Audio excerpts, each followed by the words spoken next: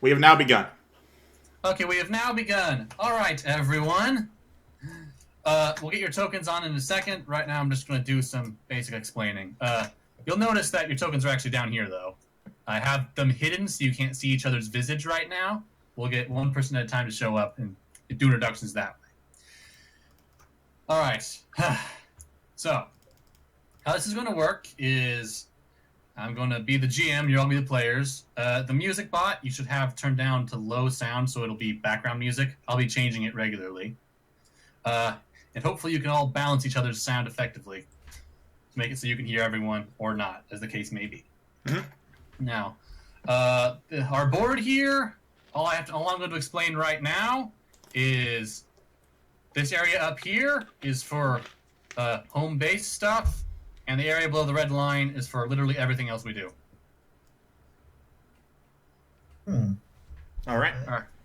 So we have a home base? Question mark? Yes, you do. And in fact, that's where we're going to start the adventure. So, instead of explaining rules or anything, let's just get right into it. All of you are chosen because you have some role-playing experience. Should we introduce the players? We'll be doing that. Oh, the players. Yeah, not the PCs. We'll do them one at a time. But first, Keywii, introduce yourself. Hello, I am Keywii. I will be playing a character who we will get to, but this is what I sound like. Thank you for having me. I am Keywii C, and I will be playing as a character named Blue. All right. Galliar. Hi, I'm Galliar. I will be playing as Quintessence, and that's all I'm saying. All right. Masterweaver. Hello, I am Masterweaver, commonly known as Teller of Tales and Bard of Awesomeness, and I will be playing as Tikzak. All right. Atomic. That is much easier to say than Lemhas. I am Atomic Avocado the Third and all of his dominion, and also known as the Lemon. Lemhas, yes. Lemhas, also known as Idiot, and Dipstick, and Pipsqueak, Beanpole, so on, so on. You can give me whatever name you want. You know, names are just identification. When we're all dead, we're not going to have names. We're just Shut up. floating around. Anyway. Yep, that's me. All right. And last but not least, Kumquat. Hello, I'm Kumquat, or Stip if you don't want to call anyone Okay. Kumquat, which is valid. I'm going to be playing Cabbage. And Is anyone else not hearing Kumquat? That is I am not. Wait. that is only you. I can I hear. hear her just fine. I hear her. I hear her. I cannot. I can't hear her either. All right. So Oh, either no. A, try turning her up, or B, leave and rejoin the voice chat. Sometimes Discord does that. All right. Kumquat, start talking again. Speak, sister. welcome Sora. back. Yes. Yeah. All right. All right. So now that that's taken care of, I am GM, or GM Blackjack, GM the Insidious. I just go by GM, and it's very convenient because I am the GM here. Isn't that just nice? It'll be very confusing if we ever do a series where I'm not the GM. But you know what? We'll worry about that when we come to it. We'll just call you Gim. Jim, thank you for that wonderful. I mean, I refer to the person who runs the game as the DM, personally. We could call you Gum instead. Anyway, Notorious. I'll set up the music, and I'm going to start with one character. So allow me to just tell the robot what to do. Instruct the robot how to do things.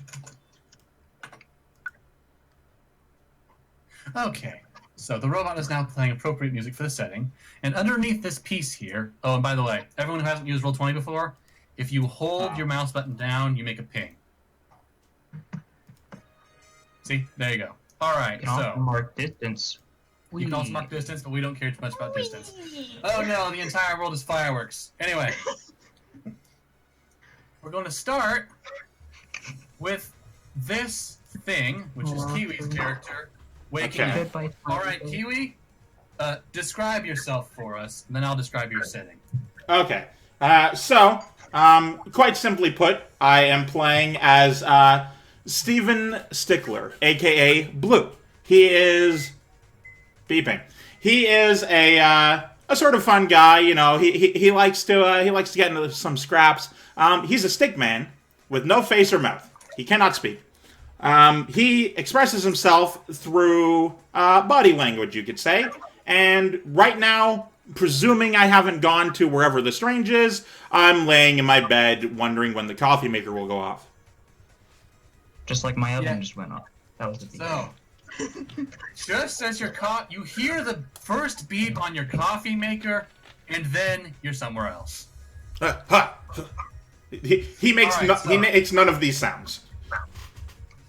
All right, so you don't really awaken since you're kind of just there. There's a brief moment where you feel like your consciousness is bleeding across, and time seems to blur for a moment. And then you're standing on a very dark purple surface that is a little rough, but otherwise flat.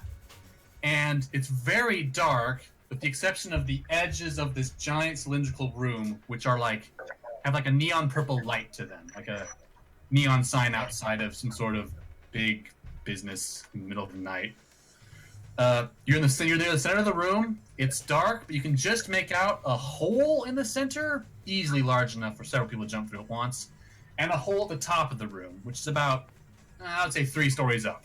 It's a very huge room. You are currently alone. As I teleport into this strange room, I hold my head. Things are confusing. I flip my arms back and forth, looking very fast around me. I don't know what's happening. But then I see the hole in the center of the room, so I walk towards it, looking around as I do to make sure things are safe. Let me give you control of your token. I forgot to do that. Oh, yeah. So how does control work? See. Do I click and drag? Once I have it saved, you should be able to click and drag it anywhere. All right, so I start here-ish. So I'm walking around what's going on? I look around very quickly. But then, walking. Still sort of looking around the room, making sure I'm observing everything. Then I stop here. Not this too time close to the hole. You might as well roll a perception so we can talk about how perception works. Oh, yes, sure.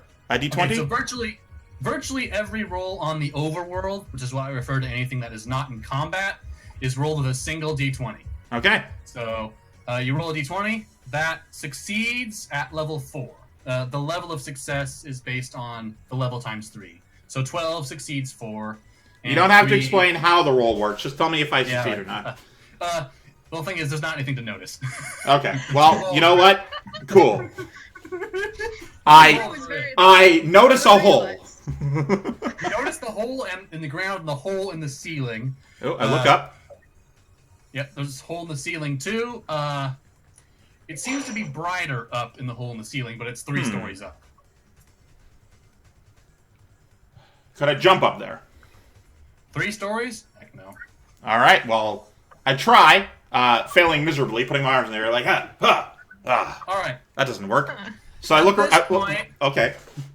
At this point, you're aware of something out of the corner of your eye, at the corner of your eye, you see a black haze, and when you turn to look, you see a humanoid creature on the ground. Atomic, introduce yourself. Ooh. I am the bendy straw that everyone is so terrified of. You're not a symbol right now. You're a bendy straw. No. It's actually a Hebrew letter that did not look well in the end. You're not your symbol. You're your character. Describe yourself. This character description. Your symbol is for This other. character description? Oh, Yeah. To okay. the right. Introduce Look yourself. To the right. Who is Vivian? Well, Vivian is a huntsman from Mistral and Ruby. Are you guys still so afraid of the bendy straw? Well, you shouldn't be. Basically, he was a huntsman. He was one of the first huntsmen, actually. His backstory's before the main Ruby story. You don't have to describe the back. You don't have to describe the backstory. You can describe the appearance. Like, what does Blue have to deal with? Oh, what does he have to deal with? What do you look like? A dude who looks like he's very, very cold. Because he was in the mountains of northern Mistral, and it's cold there. And so he has a yokel hat, if you know what that is. You don't Google it. I know what that is. I'm glad. It needs to be a thing. It really does. And he has a bunch of gray, warm clothes on, like a scarf and an overshirt and a kind of a cloak thing that kind of envelops him. And he has like some spiky snow boots and some steel knuckle gloves to punch people. All right. So, Blue, you're fully aware of yourself. Vivian, Yeah. you are not. You're sort of disoriented. I tentatively approach the very complex-looking maybe person. What is this? So, interesting to note, Vivian won't see this, but just so you guys know, the way my character talks is, instead of making sound, words in a language that that person understands appears beside them, like in the air beside their head. So, literally, text of, what is this thing, appears beside him. But he doesn't talk often. Okay. Vivian, the appearance of the text jolts you enough that you get a general idea of your surroundings. You see the same things that Blue did, and you see this bright blue stick figure. Yeah, this is one weird-looking Grim. The word grim appears with a question mark beside it. Don't worry about it.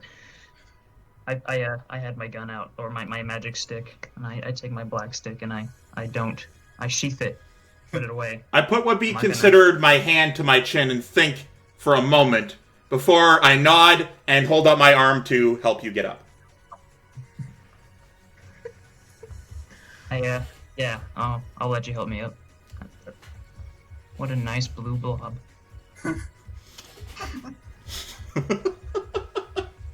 You just sort of, you can see him kind of, like, sort of confused, but gets a bit of a chuckle out of it.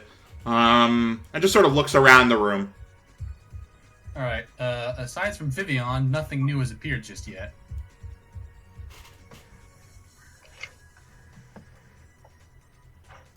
I mean, I'm still looking around. What's your character doing? Yeah, that's what I'm waiting for.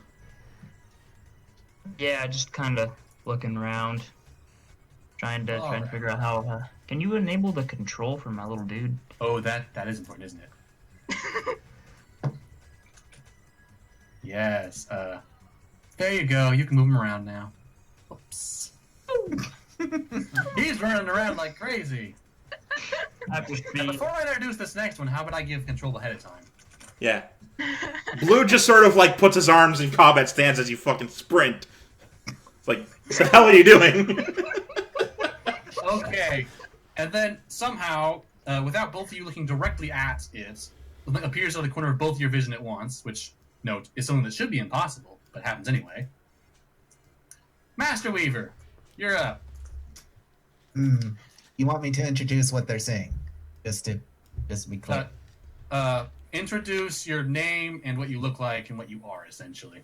And then, yeah. There is a very strange... Brain, sorry. A strange him?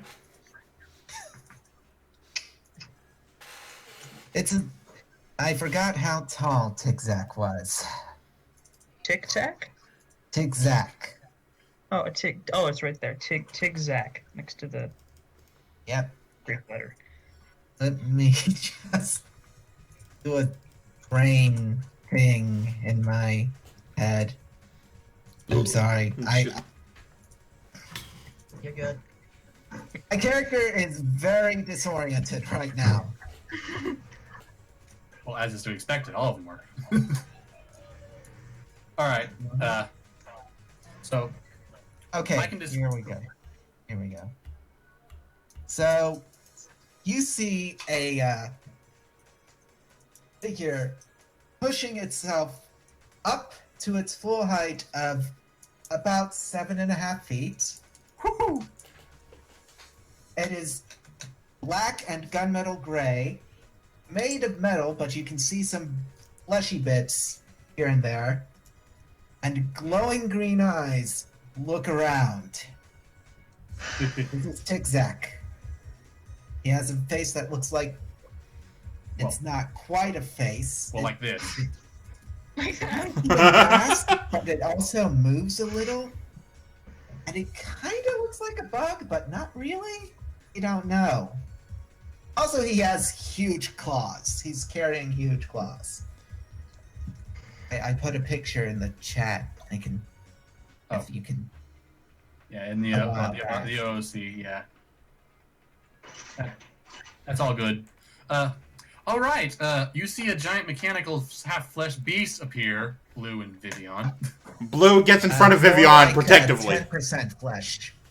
Defensively. Sort of like holds his arm out, just like he does. No words appear. He's just like basically, don't move. I'll protect you.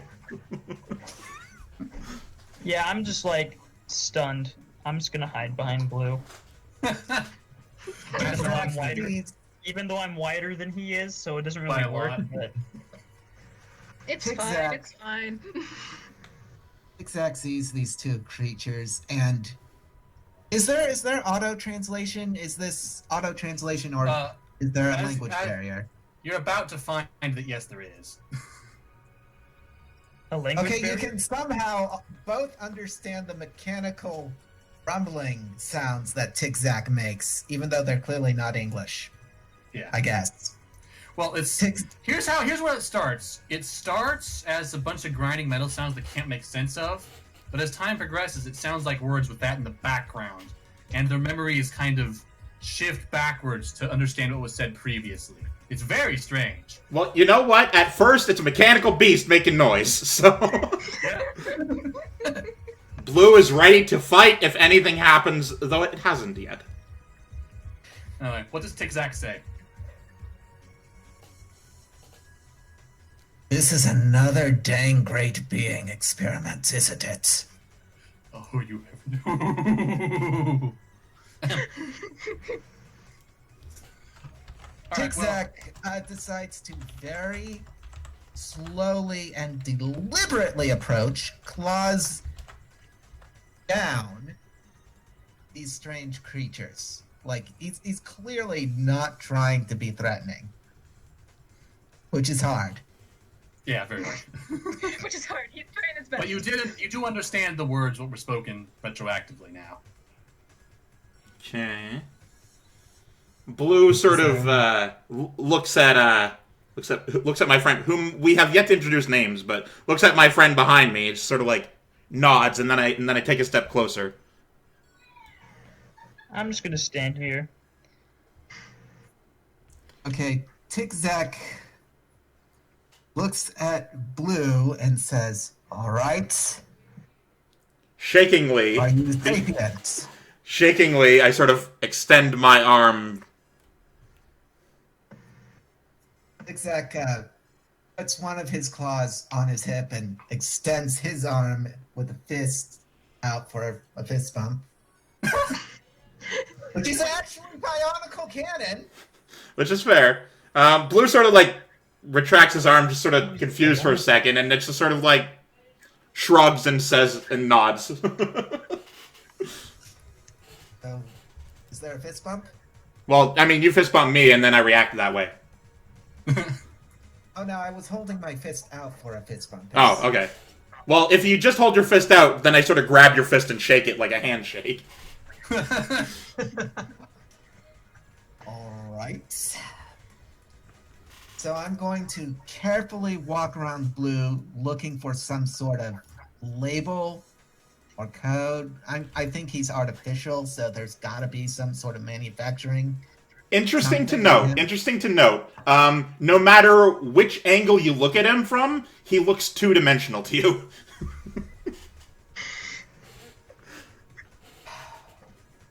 Some sort of honestly elemental kinda light cool. creature. And this one appears to be organic. So does Vivian react to the robot creature walking toward him? Vivian. Yeah, he just kind of stands there holding his black stick. He's always holding his black stick. That's his weapon. And gives you got kind of a arm salute. I'm sorry, I'm not familiar with that term. Like, okay, think, this is the image that popped in my head. This is not a great example, but Kim Jong-un standing at the military parade as all of his soldiers walk by, and they're all like, ugh. Oh, just a military I salute. don't pay attention to world politics, so that doesn't Just a help. military salute type deal. Okay. Okay, Nazis? I don't know. okay, that makes Arm sense. salute. So Well, at least Tix doesn't have any context to be offended at that, so you're lucky.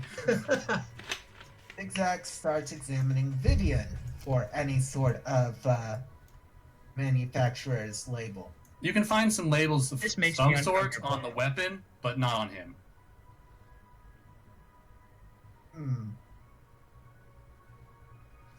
All right, at this point, we're going to interrupt everything and bring another one in. Another. Galliar, it's your turn. All right. From the, how do I appear in the room? Or do I- Like does everyone anyone need to else, look? you kind of appear out of the side of their vision, and you're disoriented when you step in. Honestly, Quintessence is probably asleep when she gets poofed in. Okay, then you kind of bonk your head on the ground a little bit. Bonk. Anyway, describe yourself. In the side For of them. the room, you see a horse appear, not as you know, but green, a coat with a darker green mane. Disoriented, the first thing that you notice before her eyes are even open is her horn lights up, and she casts telepathy in every direction. Oh no. So are you going to try to fling him away? Telepathy? So, where's the description? Galliar, are you trying to fling all of them away? I need to question that. Telepathy, not telekinesis. Oh, telepathy. That's the mind ready one. Mind read. The mind-ready one. That's The mind important. greedy one. Alright, since telepathy has to be willing... Do any of you let me in your head? I You're all have going no to- idea what's going on, so... But I am familiar with mental attacks, so I'm going to be like... Is it possible to hold the probe instead of just letting it come in, but hold it with a sort of, what is this reaction? Yeah. I'm going to say that, simply by saying you're confused, you do not accept the telepathy link at all. Because... Huh? Hey, you go. I was going to say, if you're all confused or not sure what this means, you simply cannot accept it because you don't know what the context is. I None of mean, you I have- know what telepathy is. I've felt mental stuff before. I know this is a mental thing. I just don't know what this specific mental thing is. Yeah, and that hesitation is enough to say not immediately willing. That's as good as rejection. As you probe the stick's mind, you don't exactly get words. You get, first of all, the color blue. Secondly, just sort of visuals. You see images instead of words. And what's- Vivian? Good album. Shut up. Vivian, I tried to cast telepathy on you. Do you let me into your head? I mean, I don't think he's human. I don't think he knows how to even reject it. It's probably just like free Oh, no, game to his this- mind. This spell is specifically have to- willing only. Oh, well, then you don't get anything from my character. Yeah. You have to expressly give me permission to come in, basically, like a vampire. Okay, yeah. So It do I just get into bounces your off. head? It just bounces off. Ding. All right. All right. So Quintessence has gotten nothing. And like a modern homeowner, you don't open the door and tell them to go away. So Tic-Zac looks at this strange creature because he has I'm never right seen now. a horse. He has never seen a horse. He's seen a few quadrupeds, but this thing is bizarre. Note I of step in clarification. front of everyone. Note of clarification. Is your hair flowing? No, that's just the picture. Ah. All right, that's fair. Is an Further alicorn. note of Hair is not clarification, are flowing. you a unicorn or an alicorn? Alicorn, though her wings are currently folded against her side. Okay. So Tic-Zac doesn't have any reference for any of this. Yeah. So- None of you have any reference for anything. That's the entire point. So Blue just sort of looks at the other two and then like excitedly hops on either foot, and then walks over and starts fucking invading your personal space to pet you, basically. Sort of like examining your wings, like sort of messing with you. Keep it. I'm not That- awake yet.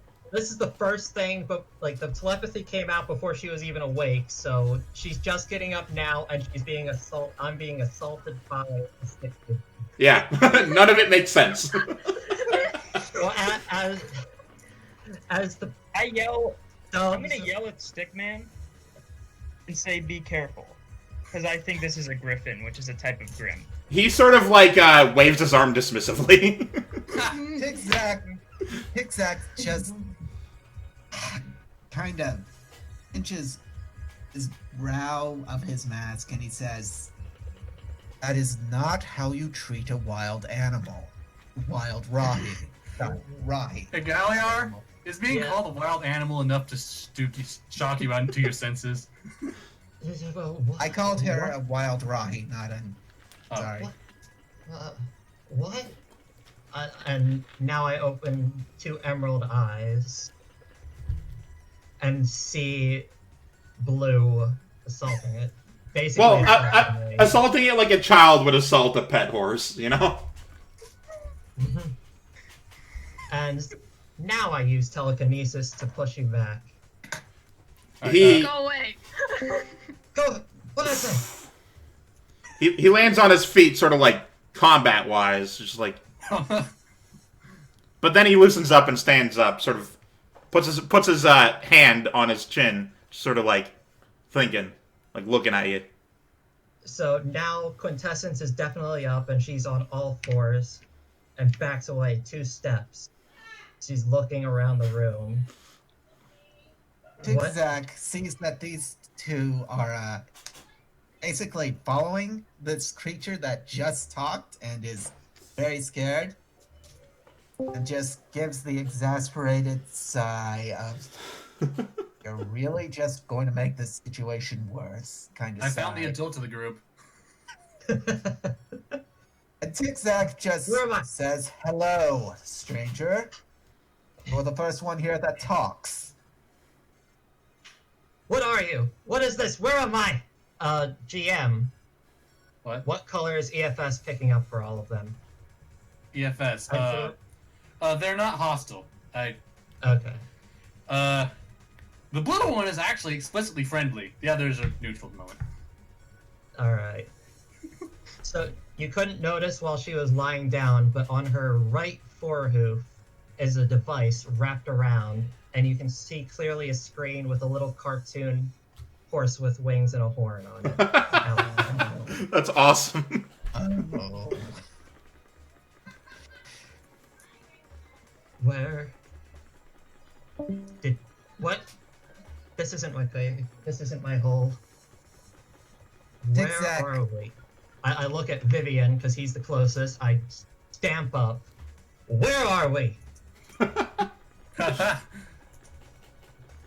I don't know. Oh, so you can talk. Not. Answer. I look back at him. I just look at him. I just look at Okay, I gotta get Tic Tac out of my head. Tic-Tac. I look back at Tic-Tac. I just look at him like, yeah, I can talk, you know, that kind of look. Yeah, I can talk. What Jack up? just shrugs, and then walks over to this other side of the hole, putting it between him and Quintessence, and says, "My best guess is the great beings are kidnapping random aliens for an experiment. They do that sometimes. Aliens? Well, Oh, no, it's no. not usually aliens, Well, I but suppose sometimes it is. I suppose I can see how you'd call us all aliens looking around at you, but I'm no alien. I Are you I mean- from this world? I can't imagine anyone would take me that far. No, Blue just sort of motions towards you, and like the words beside him appear. No, you're a horse.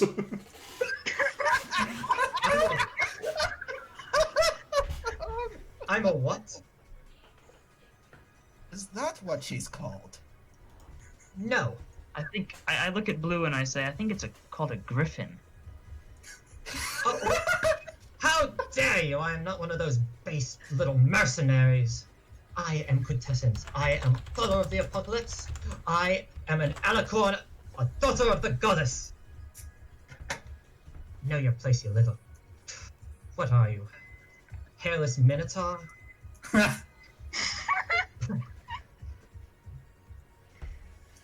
Well, And I just, Tic-Tac just nods at that outburst. definitely not a grim. All right, who's ready for the last one? You know I am. All right, Steph. It was completely random, by the way, who was first and who was last. Oh, awesome. All right. Let's do this.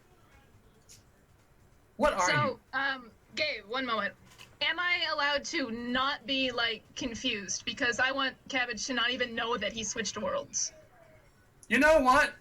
Yes. Sweet. Okay, so I'm assuming we all appear out of those weird shadowy things.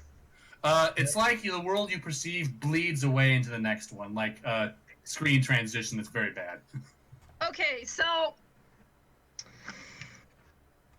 out of the corner of all your eyes, somehow, comes this large dog-sized tangle of plant and a top hat.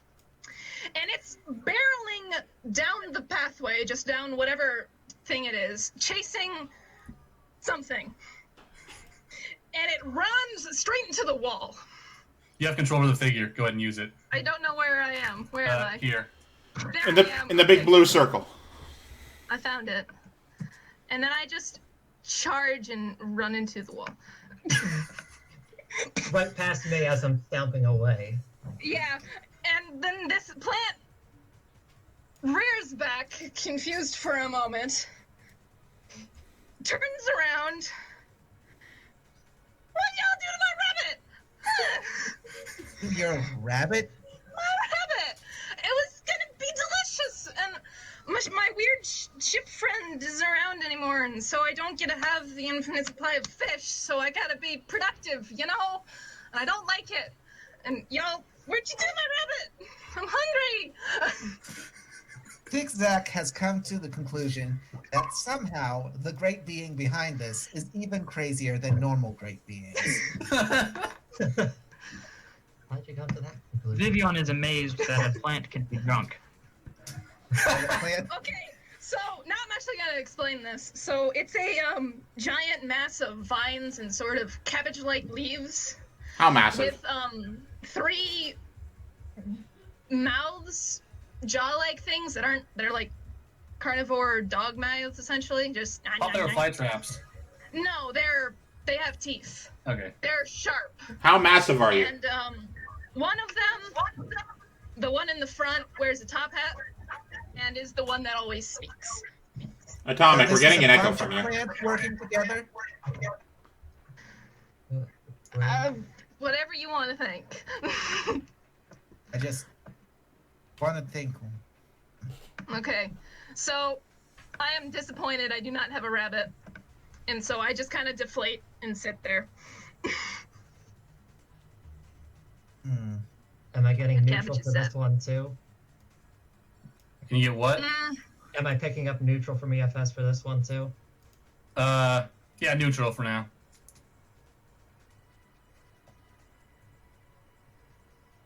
I'm trying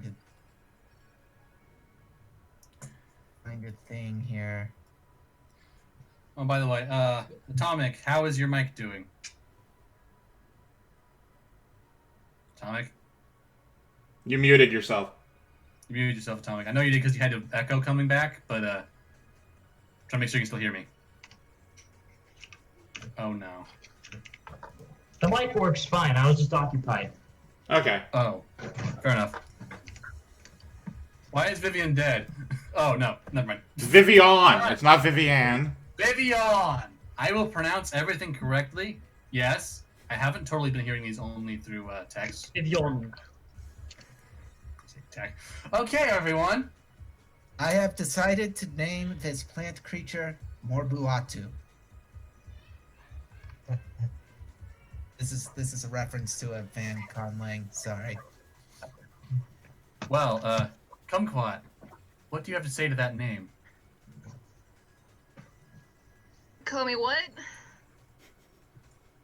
Morbuatu.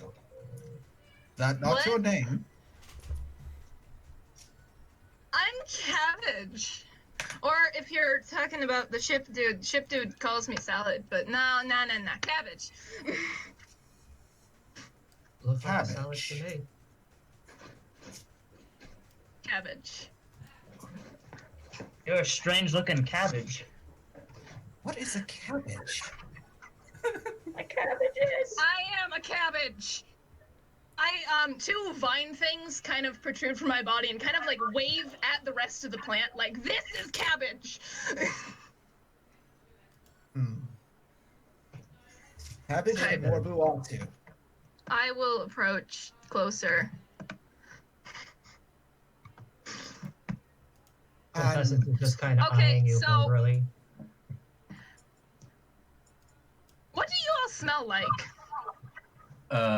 Is that in character or out? I'll This is out of describe- character. I'll describe it This is out of character. Okay. Blue has no scent, as far as you can tell. Contestant smells like a horse. Vivian smells like a human. And Tic-Tac smells like many numerous things you've encountered before that were filed under odd. Okay, so my question is, does Blue have like is there any way that I can know Blue's there? Because I can't see.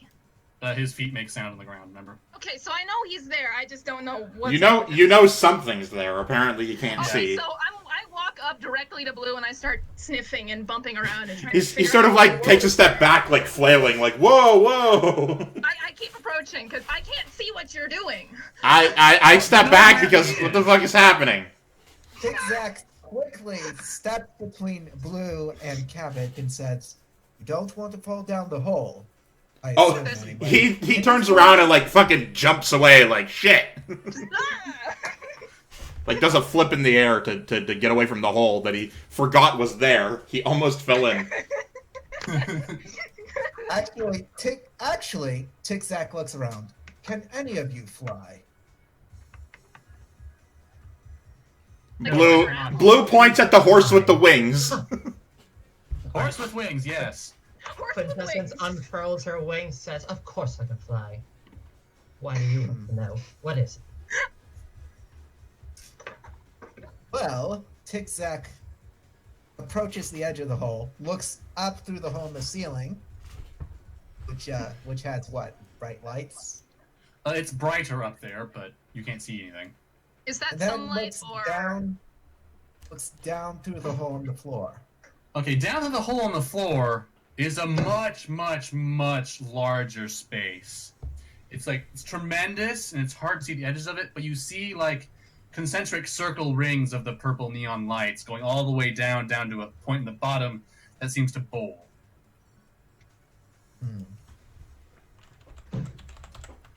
Is this Okay, room so- shaped like a funnel? What? Is this room shaped like a funnel? It's slightly curved along the edges. The bottom is larger than the top, very slightly. Okay, so Gabe, my question is the light above sunlight, or is it just normal light? It's normal. It's not Aw. sunlight. It's not normal, actually, but it's not sunlight. Okay. Tic-Tac looks around and says, "I just realized none of us know anyone's name." Yeah. Blue was actually about to like sort of walk into the sort of center of everyone and sort of like motion at everyone, sort of eyeing the plant thing suspiciously that has been named Cabbage, and like the word names with the question mark appears beside his head.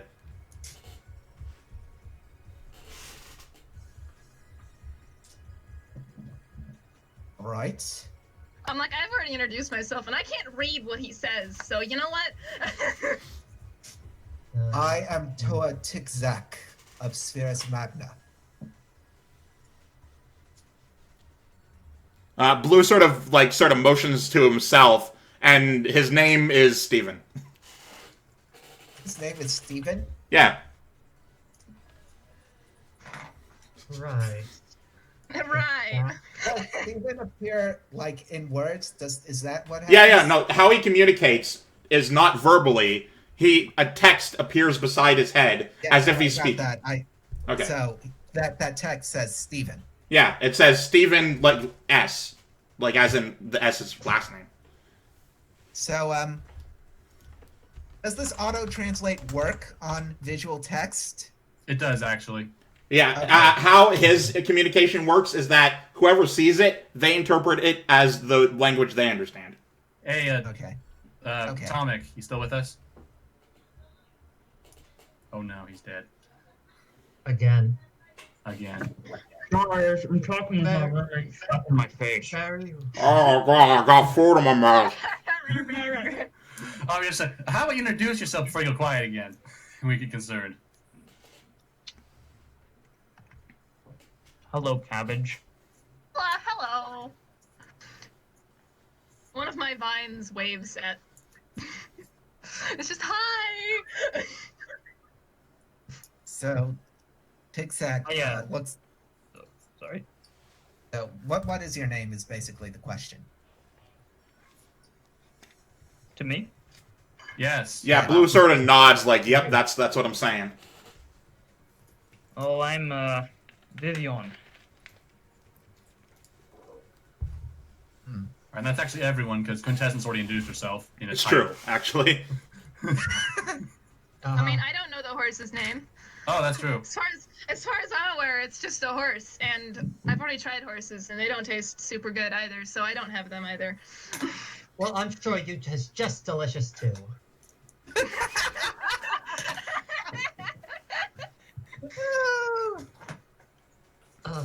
Oh, you're that kind Well- of sapient.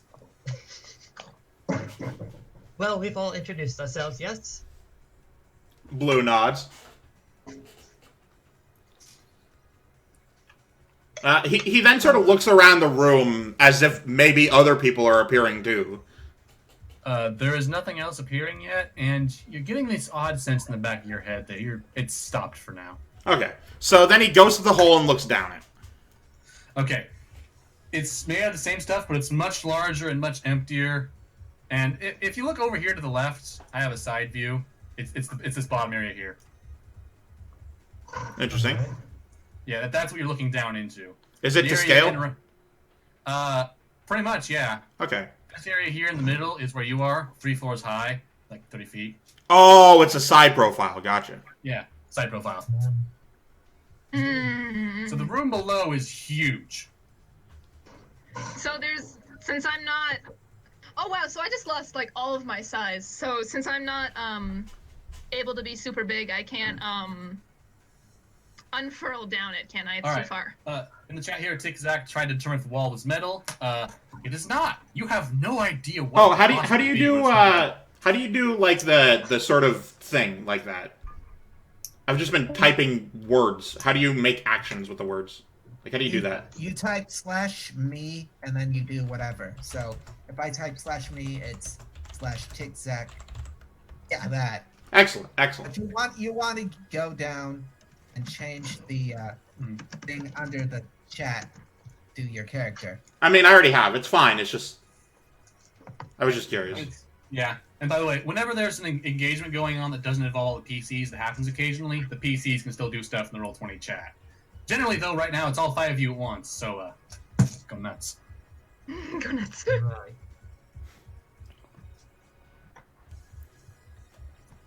So Blue sort of like he grabs onto the side of the hole and sort of like jumps in, not to like fall in, but to like sort of get a ceiling perspective of the whole room.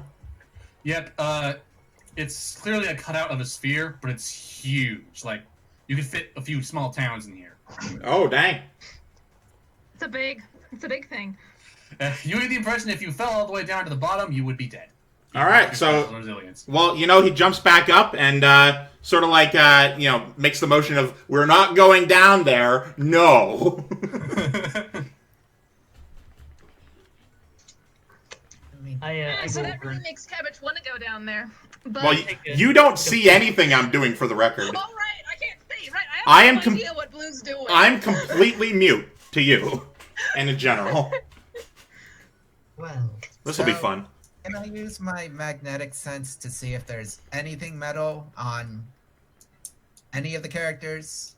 The room itself is not metal, but Vivian has some, and I think is Quintessence, the pit I might pit have bug on metal as Quintessence has some too.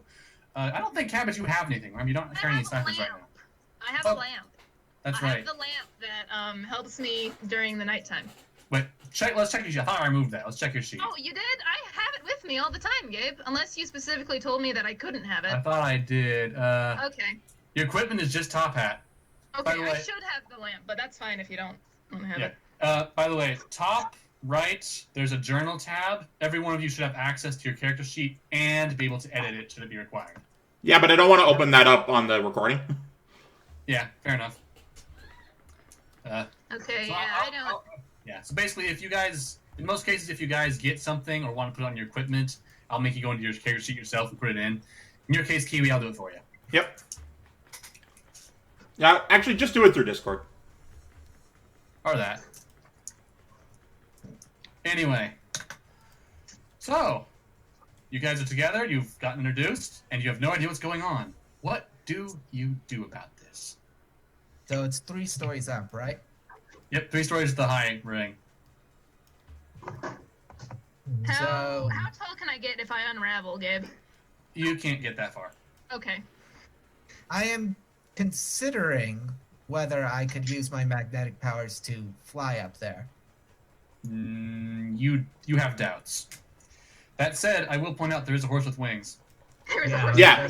What Blue does is he jumps on Quintessence's back and just sort of like pats and points upward. Quintessence does not move. The others can see her eye twitching. Like, get off! Let's Move go. yourself. Zigzag, very gently grabs Blue and moves him off of Quintessence to the side. Can that happen? Yeah, you grab.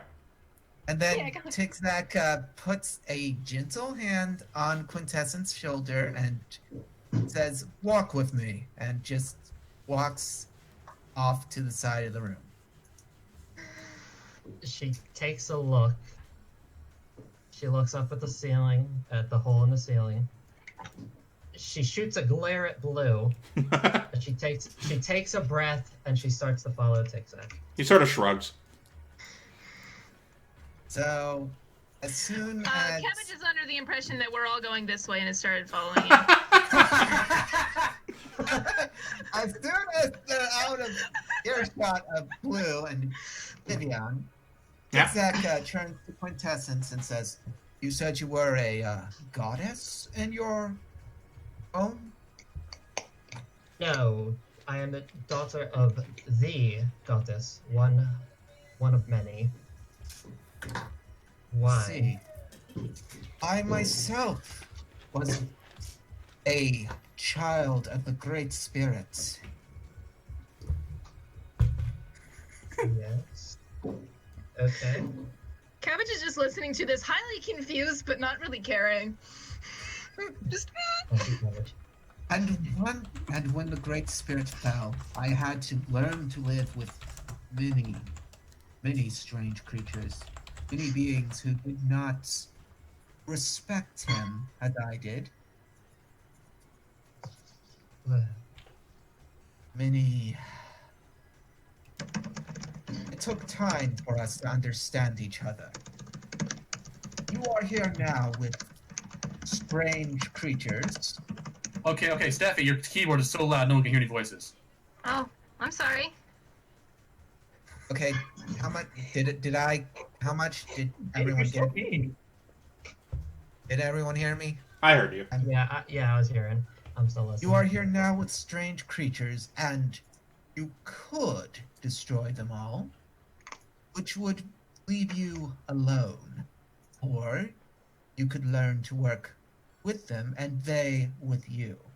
This is a chance for us to guide these beings to a greater unity, greater duty, greater destiny. And that's the speech. That's it. That was a lovely speech, but you seem to misunderstand my situation. I have lived with lesser creatures, and they've proved rather interesting. I'm going to sit in here and remind Lemhas to occasionally look at the chat inside the window. What was that? I cannot. I like my space, let us say, and leave it at that. Very well. If you want to go off on your own with no support whatsoever. What? No, that's not. No. That's not what I said. That's not what I said. No. I said I like my space. I did not say I want to be alone. I shoot a look at Blue. Don't let that one touch Like, me. he waves at you. That won't touch me. But He is a spirit of light, as far as I can tell. he is a curious and too touchy sort.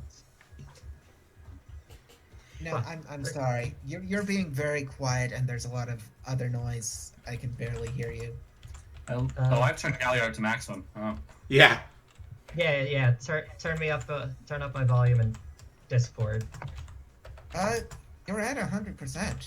200 You for go to me. 200. How do I do that? It's all the way to the right. Well, then it's at Then 200. 100%. Then turn everyone else down. Alright, let me change some settings then if a few people are saying that. Anyway, while that's going on, Blue and Vivian are having shenanigans. I mean, I not noticed. really. I see. Alright, I just turned input up a bit. How do I sound now? Better, Sound thank better? you. Thank you very much. Sorry. Okay. Alright. So you didn't want to be alone, something? I don't want to be alone. Don't let that one touch me, and then we look over to the shenanigans that are ensuing. I think he is All a right. spirit of light of some sort. Oh, he's spirited. Atomic, you can go down to just below the text box and talk as your character. So you know. Oh, yeah, you can select which character you're saying stuff as. Yeah. Well, Got it. regardless of our... Not sure what to call them. I don't think we've quite reached companion, but regardless of what they are, we are in a curious situation, and I don't believe I want to sit around just waiting. What do you think, Tic-Tac? You seem to be an aware sort. Up or down? Oh, we should go up. I want to go up. Can we go up? The little cabbage wants to go up. Cabbage is just dancing around I can't pronounce that name because my tongue hurts me. Quintessence. Quintessence, yeah. So Cabbage is just dancing around Quintessence like, can we please? I want to go there.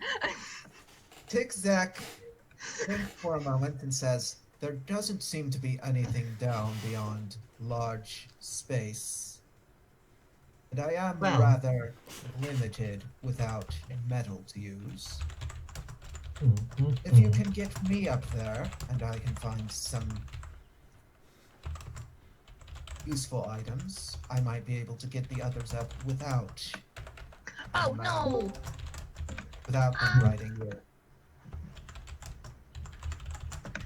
Get you up there. And how far up is it? It's 30 feet. You can fly up there easily. Yeah. It's not a problem at all. In fact, you can fly anywhere within the big space too. No problem. I'd imagine. Yeah. I'm gonna remind Lemhas again. There's a drop-down menu below his chat. He can use it to talk to his character. Yeah, Lemhas. Where below where you type the word "as" with a colon, it says Lemhas. You can click on the arrow and change who you're playing as. So does Quintessence offer Zach a ride, or She's looking up, thinking. Right? She shrugs and says, "Sure, but before you can even think about climbing on her back, she grabs you in her telekinesis and floats you along beside her." I should remind you that Tic-Zac is 10% muscle and 10% flesh, and 90% metal. Yeah, as long as you're not fighting, you can be lifted, but Quintessence, you're having a hard time. Okay. This is gonna be even worse. I attempt to latch onto Ziklak or that exact because I want to come too, and Okay. so I use my vines to grapple onto him. Quintessence, if you attempt to keep this up, you will have to roll to see if you can. As soon as Cabbage grabs on, she feels that extra strain. And I think, however far up Tic-Zac is, she drops him. Drop to the ground. Thump. How far up is Tic-Zac? He didn't make it up like 5 feet. Yeah. What are you made of? Otodermis. Gesundheit. Nice. Okay. That little demon could lift a freight train. I can try. All right. Is Cabbage still attached to my foot? Yes, he is still fully intent on coming with you. Cabbage, I look- I look down at Cabbage and I say, "How about this? She lifts me up first, and then you get the extra fast ride." I gotta go extra fast. Okay. Yes, you do. And then I I did not sit agree to back, this. kind of like an obedient I did dog, not and just agree to look up. this. Just like, just okay. I'll sit over here and be good and wait. And then I start running around in circles because I'm tired of waiting, even though you haven't even taken off.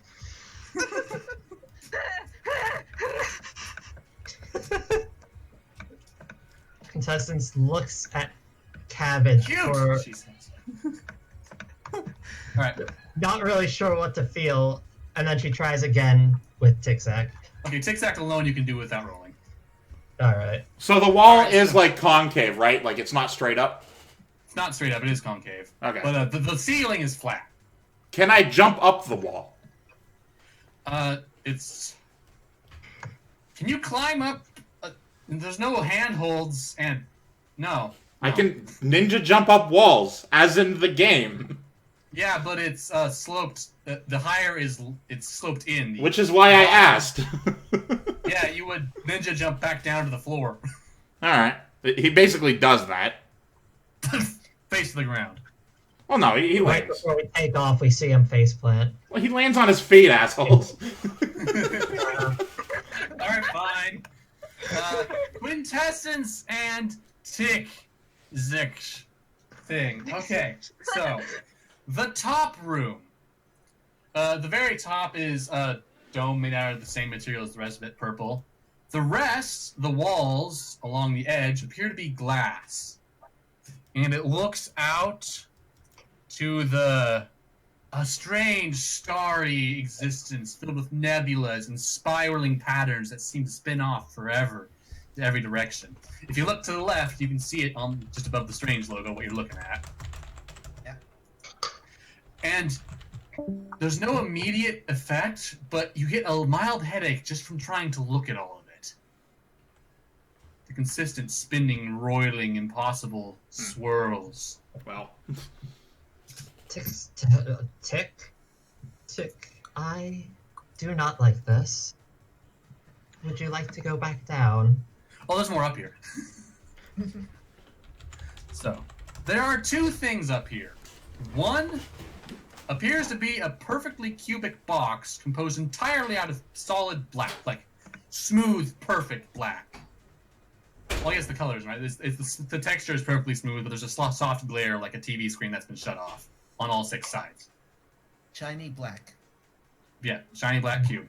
And on opposite the shiny black cube, on the exact opposite side of the room, is a small pedestal made out of the purple stuff that the rest of the area is made out of, on top of which sits a small ornate carving of a bronze jackal, the kind you would see in Egyptian paintings and stuff. I do have a reference for jackal face, but my reference is something not jackal, so... Well, you can actually sort of see one right here, on the strange, next to the strange symbol. Sort of. Sort of. Yeah, kind of. Sideways. It's sideways, yeah. So... Quintessence is just kind of dippy looking at it all, so Tic Tac kind of on their own right now. As I put it down, of course. Yeah. Exactly. And by the way, Cabbage, you remember, your senses are really good. You can sense that Quintessence has put Tic-Tac down. Oh, you haven't come back to get me? Tic-Tac, Tic-Tac pats Quintessence's shoulder and says, "Why don't I see if I can use anything in here while you give the cabbage a ride?" Yes, the cabbage. I'll go do that, and I fly back down. So, You come back You down start- to seeing a cabbage sprinting back and forth exceedingly fast across the long length of the circle room. Just back and forth and back and forth and back and forth. I land on the ground. Then and the just pony kind of- comes back and he just slides in and is like, "Do I gotta have a ride now?" Give me a moment. I need to clear my head. anyway, Tic-Tac approaches the black cube and shiny. All right. eyes. The black cube holds up a symbol that quickly translates to "Please wait." Please wait. Please wait. Please wait. Please wait. Please wait. All right. Quintessence and Cabbage get back up now at this point. Yay! Okay. Does anything smell nice up here? Does anything smell like food or? Nothing smells like anything except the jackal statue, but it smells like Oh. inedible. Aw. I'm sad now. Okay, so the cube still says "Please wait." Tic-Tac goes over to investigate the jackal. All right. So as you approach, you're suddenly aware that you have a sense that you didn't have before you came here. That the object is vibrating in some sort of way that can connect with the very core of your being. The statue itself, if you get close to it, looks perfectly still, but you're sure that it's like resonating in some way. Actually, hold on, GM. I'm going to think you something right quick. Can I find it? Because I have a question. All right. Hey, Quintessence, you want to get everyone else up here? I suppose I can fly down to see if they feel like it. Do they feel like it? Oh, Blue, he nods. Steven, Question is. would you like a ride up? He nods again. Question. All right, and I pick them up the same way I picked up everyone else. You'd have to Not re-describe letting- it. I wasn't exactly paying attention. All right. So I. Anyway, No, I I- just linked you the thing, GM. The question is. All right, I'm does going to look feel at it. anything- I'm going to take another moment to remind Lemhas. Dude, beneath the text box, there is a drop-down window you can use to talk as your character. Galliar too. You're typing as you. The only option is Lemhas. I have you adjusted to have access to It says I'm typing as Quinn. I am completely sorry. I must have not hit save on this one. There you go, Travis. I'm sorry. I just think it's You funny. should have told me ahead of time the first So time. frustrated, and it was so cute just listening to you yell at. Did you want me to do that? Of course you didn't. I was just letting the guys go, man. Uh-huh. Anyway, now you should have the That's drop it. down option. Do I have to rejoin? Possibly. I think I'll just do that real quick.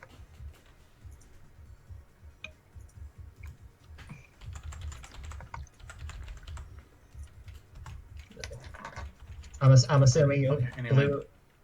Blue/Stevens agreed to fly up. Steven. Well, that's his name. No, I'm reading the There we article Masterweaver sent me. All right.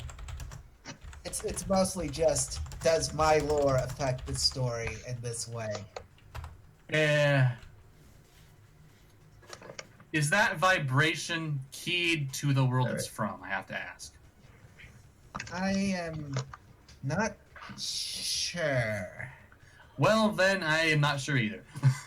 He sort of freaks mean, out at first a little bit, but then it's fine. Kanoi So- Omak, I mean, it lets you, the mask lets you, the user could only one portal at a time, 8 ways, although achieving users to travel beyond. It says alternate dimensions, but there are alternate dimensions of the Bionicle universe, so... So you have this thing itching at the back of your mind that it might be related, but you have no idea.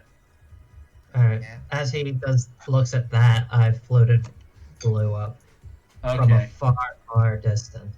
Not Alright, you you're yet. all- Not Vivian yet? Oh. Okay. Well, if we don't want to play it out, then yeah, Vivian. Alright. Vivian, do you want to be carried up by the magical horse of green desert? Do you? Sure, whatever. Okay. Same as everyone else. Vivian's been having a bit of a existential crisis over there. He had to kind of sit there for a second, just process everything.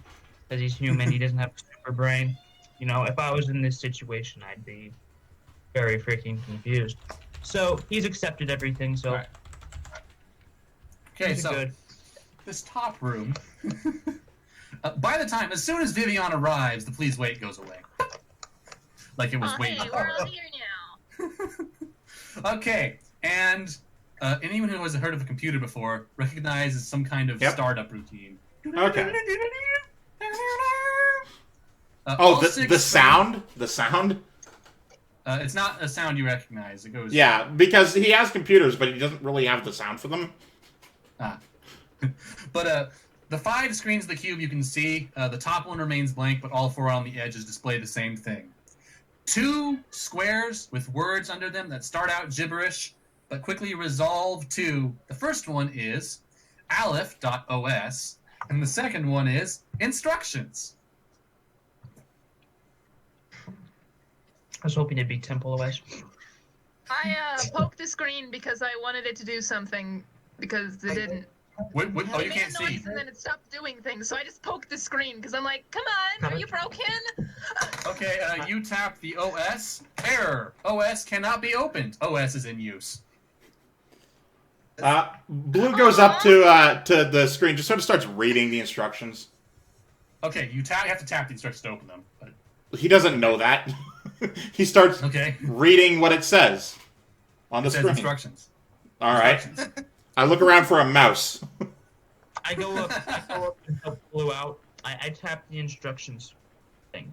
Okay, the instructions. It opens up a text document with a single X in the corner and a bunch of text. You can't read at first, but it slowly translates most of the words. Okay. Some of them never translate. Upon seeing it's a touchscreen, Blue sort of nods. Is like, oh, well, fuck me. Instructions. And then he starts Here are the instructions. reading them. Yeah. 1.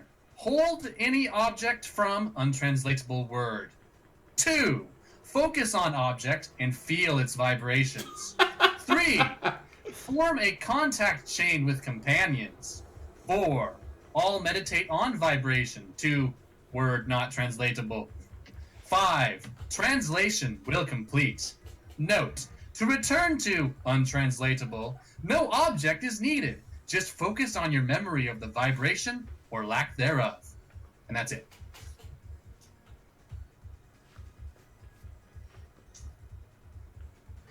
Well, This sounds like a lot of concentration, and Cabbage is not interested. I mean, I'm presuming someone read it aloud to him because he can't see. Yeah, I mean, someone did. don't presume anything. We have to tell you we did it. All right. Fair. Zigzag nods thoughtfully, and then looks at the vibrating jackal. Yeah. It's pretty clear that that's the object it's talking about. None of you have any doubts. Yeah. I poke it. Oh, by the way, all 5 of you have this sense that it's vibrating. Oh, Even if you touch it or- Atomic said BRB. Oh. Alright. Oh, I'm here, but like, I'm about to start my microwave, and none of y'all want to hear that. So don't expect me to read. As long as you're here and doing stuff. Okay. But I will, while I'm here, go up to the jackal thing and use my aura to interact with it. Your aura doesn't appear to have any effect on it, but again, you seriously feel like the vibration interacts with your soul, which is close to your aura, but not quite. Projection of my soul, or something. Exactly. It's like a new sense. If you were blind your entire life and suddenly you can see the inherent vibrations in this thing. Also, you note that none of you have any vibration, and neither does the purple floor anywhere. Now, GM, I need to ask. So for my unsettling ability, did any of the player characters have to do that? You know what? Vivian does have to roll against that. Okay. Atomic, But, roll. he's not- When you get back, roll a d20. Well, what is the unsettling ability? It makes the... Anyone who sees me makes a roll to see if they're unsettled by my, existence, because I'm a 2D creature. I can't see you. Exactly. That's why I was asking, right? Yeah, I'm also used to weird things, so, Yeah. Most PCs won't have to roll that because they'll be around you long enough. Yeah. Interestingly, I think they wouldn't have that if the dog cabbage is running around. Yeah, the cabbage is also unsettling in certain situations. I'd say more so than the stick man. So, Zigzag looks down through the hall into the room below them. Yep. And then takes a deep breath and turns to Quintessence. oh, I'm pretty sure I know what that is, but I want to check before we do anything stupid. okay. That's only what people say when something good's about to happen. What are you checking? Well, I'm pretty sure we're in some sort of ship. The word ship with a question mark appears beside Blue's head. That's A vessel of that's some sort. a theory. Yes. Of course, in What? order to check what's down there, I need to be able to get down there, and unfortunately, there does not seem to be any metal for my magnetic powers to hold on to, which means I will need to fly again. Again. Do you? How do I put this politely? You are a gentleman, but you are a rather heavy gentleman. Do you know how far we are flying down there? Zigzag concedes the point with a nod and turns to Cabbage, thinks for a moment, turns away from Cabbage. Aww. It's like I can just tell that his head Yep. swivels towards me, and I'm just like, do I get to go? Do I get to go? And then he looks away, and I'm just like, ah. Zigzag considers Blue for a second. He crosses his arms and nods, like when you look at him. Do you have any technical skills whatsoever? He sort of puts his hand to his chin, thinking for a moment, and sort of gives like a half-hearted nod. Could you figure out any of the technology down there if you were up close to it? He looks down the hole for a moment. What does he see? Okay, now that you guys have some idea where you are, maybe, I'm gonna roll for anyone looking down the hole now. Oh, guess what? I don't even need to roll now. It was a 20. Blue! Yeah, what's up? It is almost smooth and featureless down there. There's almost nothing to look at. However, with your eagle eyes, you notice that along one edge is a slit in the wall, as if it were doors that could be opened. Okay, so then he looks back up at Tic-Tac and sort of like nods, yeah. Yeah. You have no idea where the mechanisms to open them are, and they are like the size of, like, they're huge, okay? They open up most of the sphere. The words, "it's a door," appears beside him. Or rather, there's a door down there. Right? For clarity, the slit like it's a door is at the bottom or one of the sides? One of the sides. Here, I'll draw a big square on top of the side view.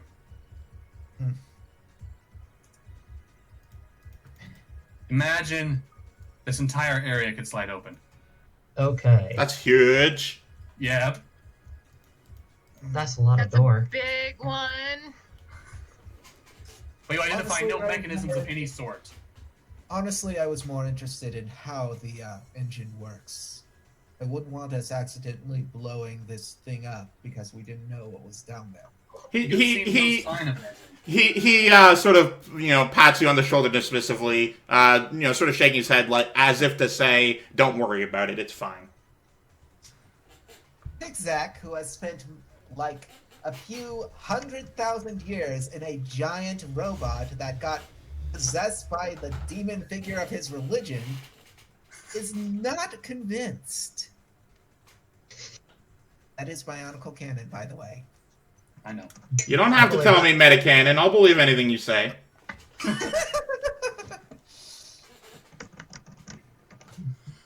Exactly. I say something here. Yeah, what's And up? I know how to operate a computer interface. If that is anything.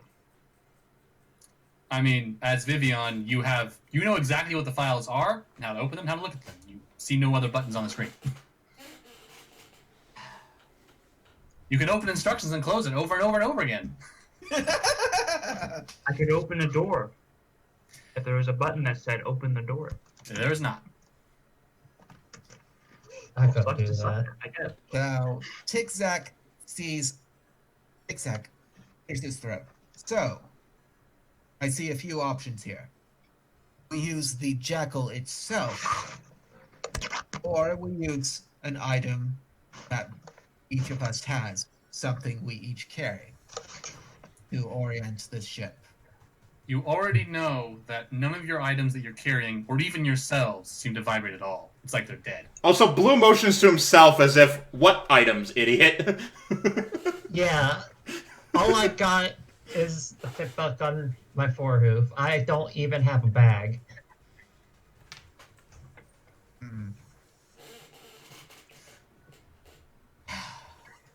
But yeah, no, Blue sort of like, he walks beside Quintessence, doesn't actually jump on, is a little more respectful this time. Obviously, he's still excited about the flying horse, but clearly you don't like that, so he's gonna be chill.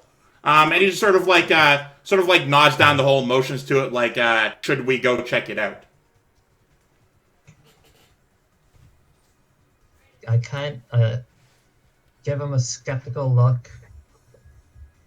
Is there anything else we could do? He sort of shrugs.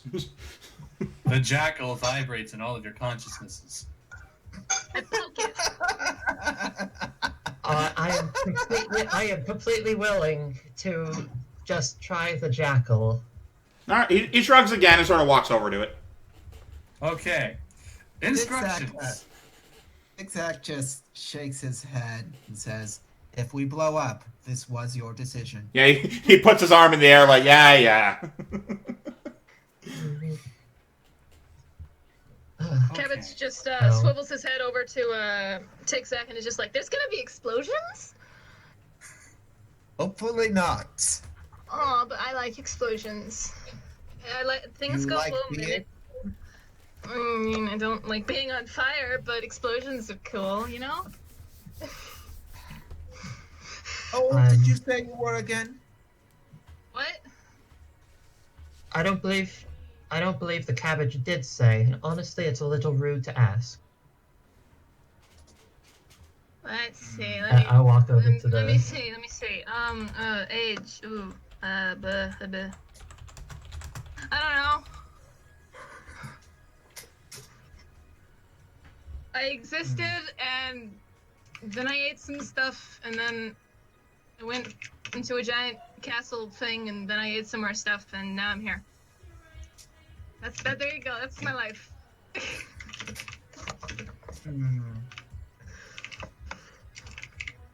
All right. Blue, you have the jackal in your hand. Oh, all right.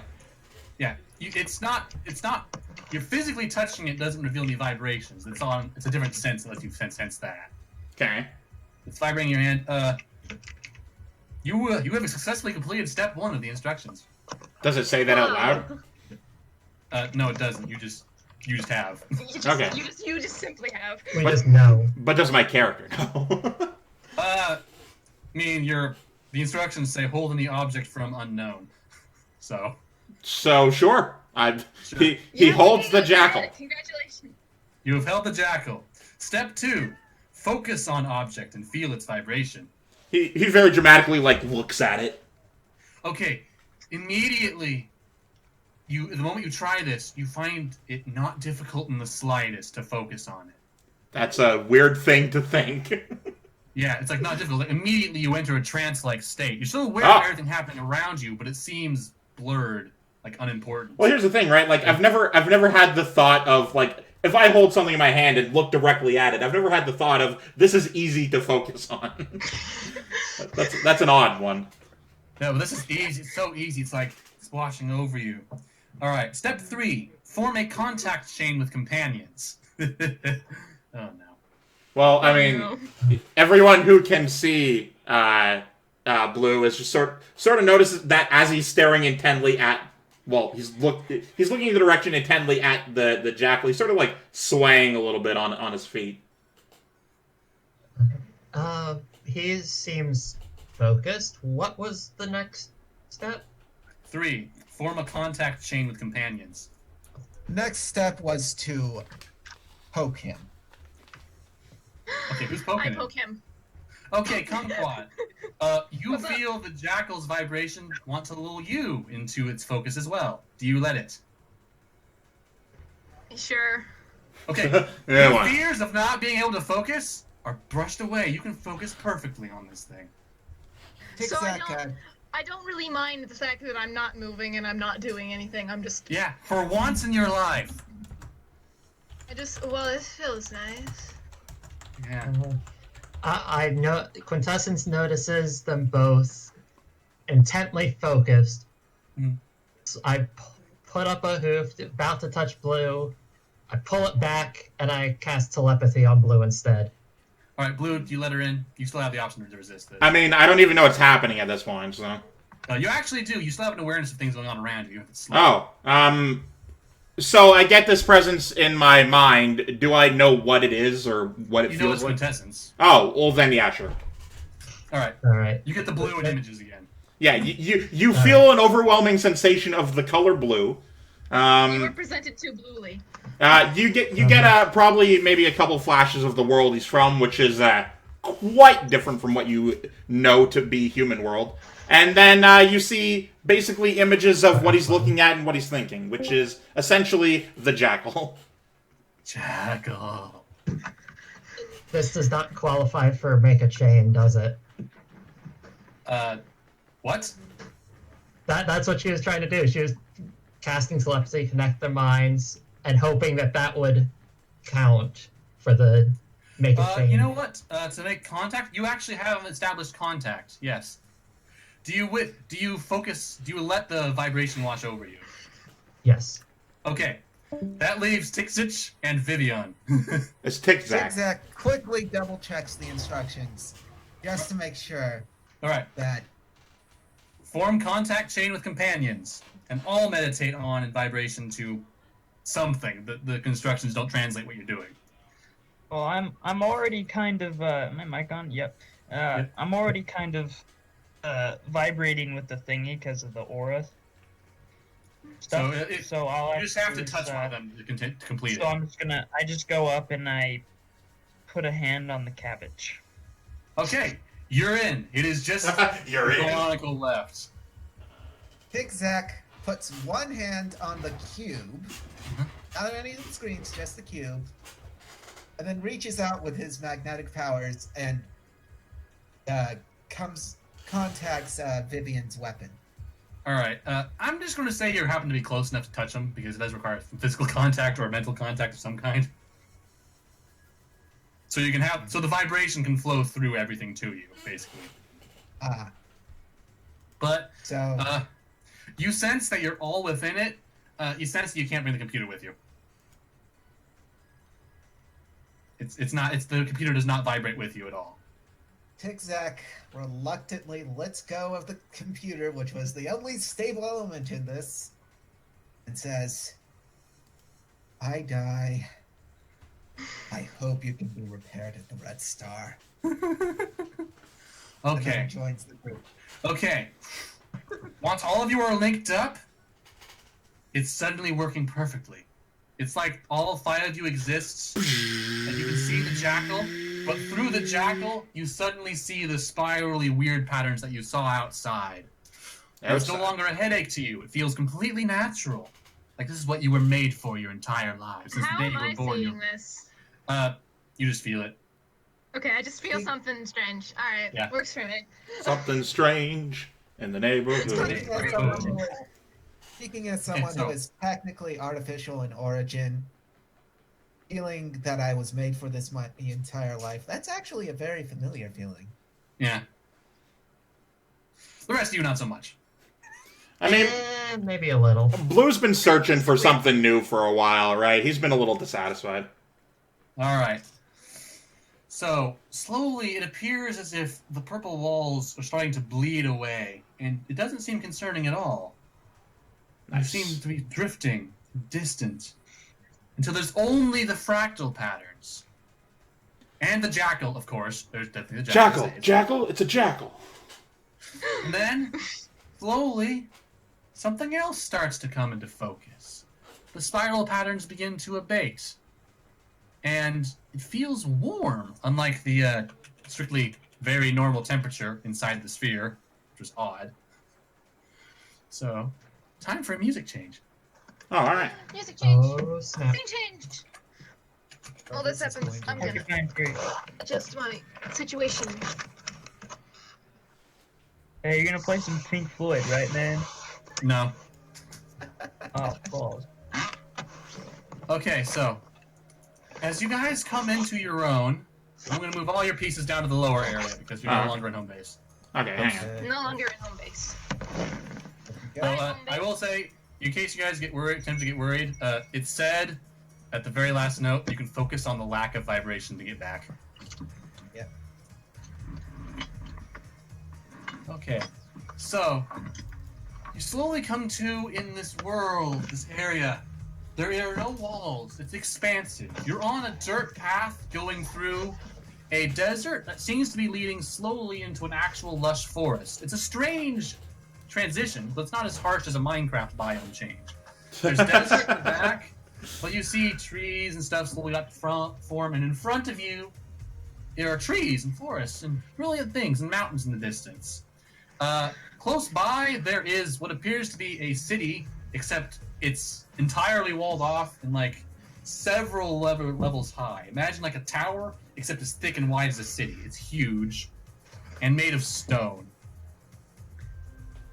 Cabbage, when you appear, well, actually, you all appear at the same time, but I'm going to do one at a time.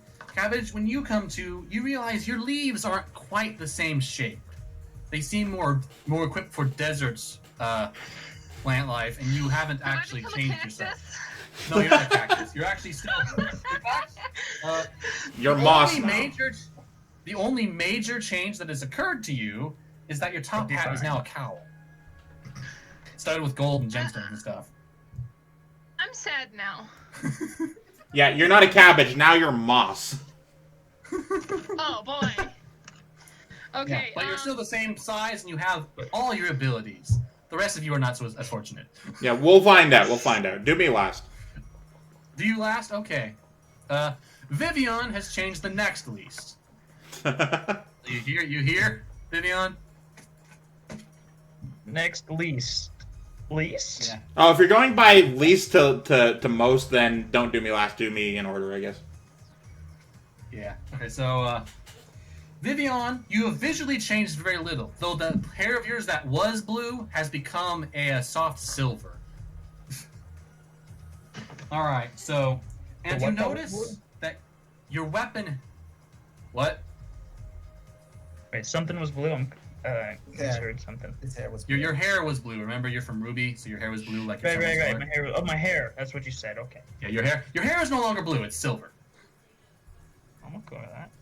Okay, so the first thing you notice is that your blast stick is no longer technological in nature. Oh. Instead, it's some sort of hefty spear with runes carved into it.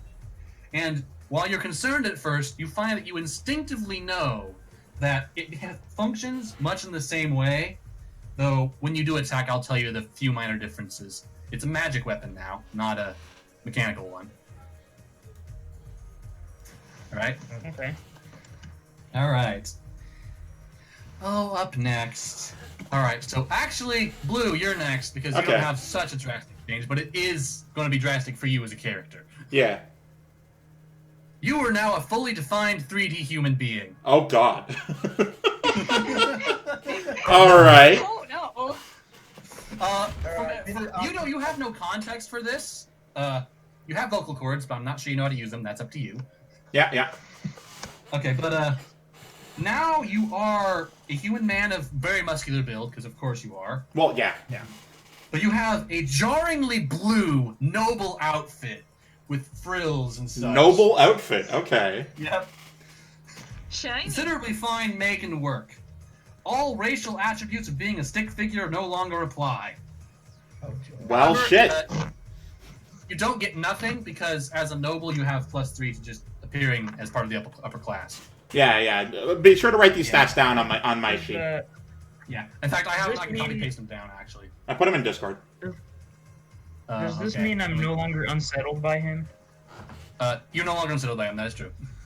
So what color is my skin, and do I have sleeves? Yes, you have sleeves. Your skin is actually a brownish color. Oh, interesting. So does Vivian Treasure. recognize Steven as Steven, or is Vivian just like, who is this strange new man? You don't recognize him, but you put 2 and 2 together because Cabbage has barely changed. Okay. And also, we'll get to reactions in a moment here. Yeah, we'll get to reactions in a moment. I'm just describing what happens. And while We- you guys are having reactions, I will be adding this to your character sheets, okay? Yeah, yeah. Also, I would request that we each have time for our reactions each. Okay, Yeah. I'll let that happen. Yep. Anyway, your focus is the same. However, your weapon is no longer a gun, it's a magic staff. Son It of a works bitch. It does work similarly, but... Well, that's unfortunate, is what the thing is. Yeah. It does still receive the bonus of being a weapon master, so you still have some bonuses Okay, for it, okay. so don't worry about it. It's just, you basically changed my entire character. Well, you may notice that I was very tentative. I know. It's just really funny. Anyway. All right. Let's go to Masterweaver. You are not a human. You are not a bionicle either. He's a tick. So, Oh. he is a humanoid jackal creature with black fur. Ooh. And I'm just going to say this now because I'm not going to try to explain it later. You know that you're inherently called a Kethalim. You know nothing else. You have lost all your racial attributes, but you have gained divine heritage, which you have a slight angelic glow about you. It's bad for stealth. Oh boy. And you also have the attribute Descendant of War. You are really good at fighting things. Wow.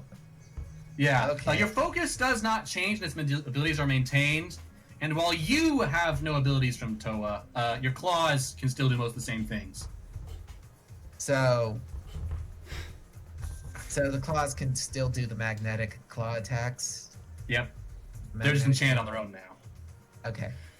Okay, Quintessence, you are the same jackal creature as Tixix is, but you are no longer a quadruped. You are on hind legs, and this is very disorienting for you. Okay, so all racial attributes of yours, aside from Barrier, are replaced with some Kefalin racial attributes. You have Divine Heritage as well, but you are a descendant of law, not of war. You have a phrase of power in your mind that you know if you utter, you can stun someone you want. I have a stun word. Yep. Your focus does not change. Yeah. Oh, and your pit buck is now a charm bracelet. It loses most of its effects, but it can still slow the perception of time. Nice. Also, I'm going to go back to Vivian now. Now that you've had some moment to regain your senses. You'll do your reactions in a minute, but your focus has actually changed. You do not have access to your semblance. Instead, you have soul sorcery. Crap. What does that mean? We'll explain in a minute, but I'm going to add all these to your character sheet so you can look it up. Right now, reaction time. Have fun. Well, I mean, I figured you would point at each of us and we would sort of give a general, immediate reaction to all that's happening. Keywii, you have volunteered to go first. All right, cool. So, first of all, I don't see me, I see my surroundings. The first thing I note is the trees aren't growing guns out of them, which is just strange to me. The hell are these trees? They're clearly not fully grown. They're not fruiting. But then I look at the other ones and I'm like, okay, things are clearly different. And like I sort of like dramatically point at a thing. Now, interesting to note, because my character has not had, opposable appendages on hand or face, he basically points with a fist, looks at it, and his expression doesn't change, but he like moves back like surprised. Like, so his expression on his face doesn't change beyond, I'm gonna say, looking intimidating and sort of disinterested, like a noble would. So he's just sort of moving shocked, but his face doesn't register that. And he's just like observing himself and sort of freaking out. Alright. Galliar, or Quintessence. Well, I fall on my face.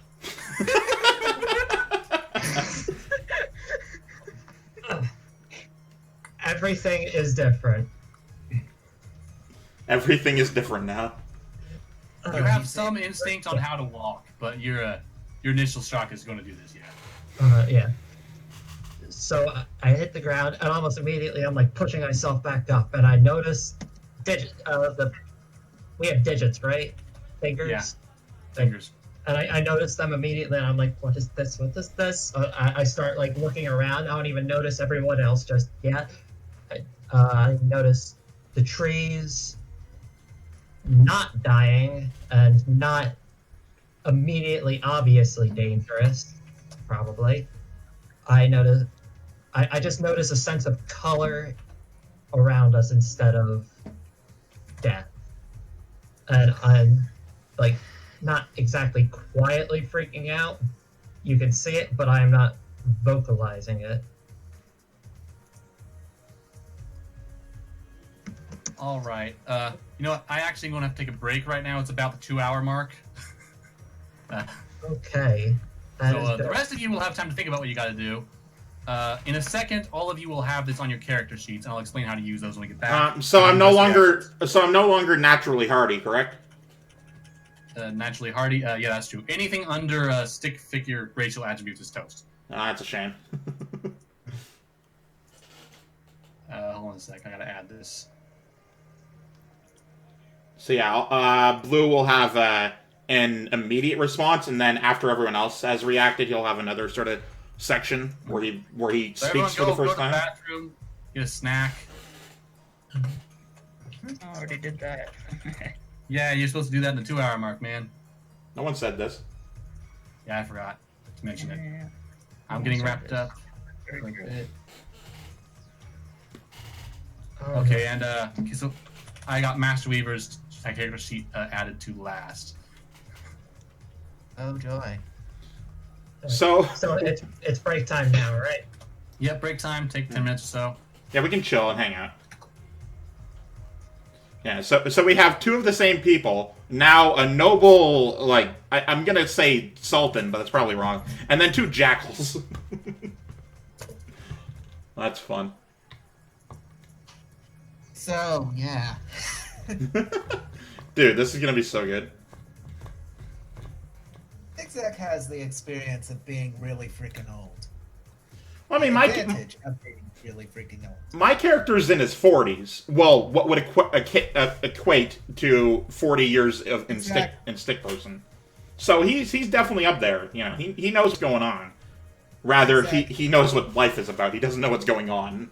Do you know the scope of the Bionicle storyline? Dude, I had Bionicles when I was like 12 and I didn't care. 100,000. It's one of those things. It was on the same realm as Lego and Kinects, where I got a cool thing for Christmas, built it, and played with it and didn't care. I'm sorry. I'm messing with you mostly. No, it's fine. That's fine.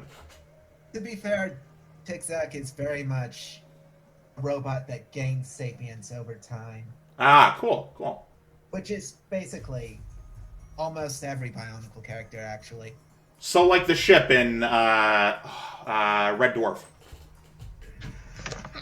Alright. Oh, there goes the music.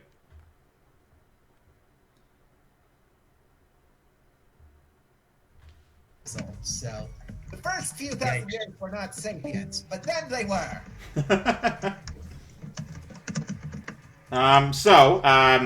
Somebody guessed a couple days ago when they were figuring out what my character was. Pinker said Stickman, but somebody said animator versus animation, but that is incorrect. That is not the series my character is from. I'm from the game Stick Fight.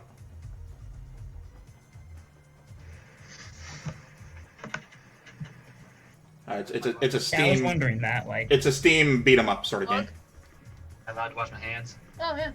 You can do whatever you want, man.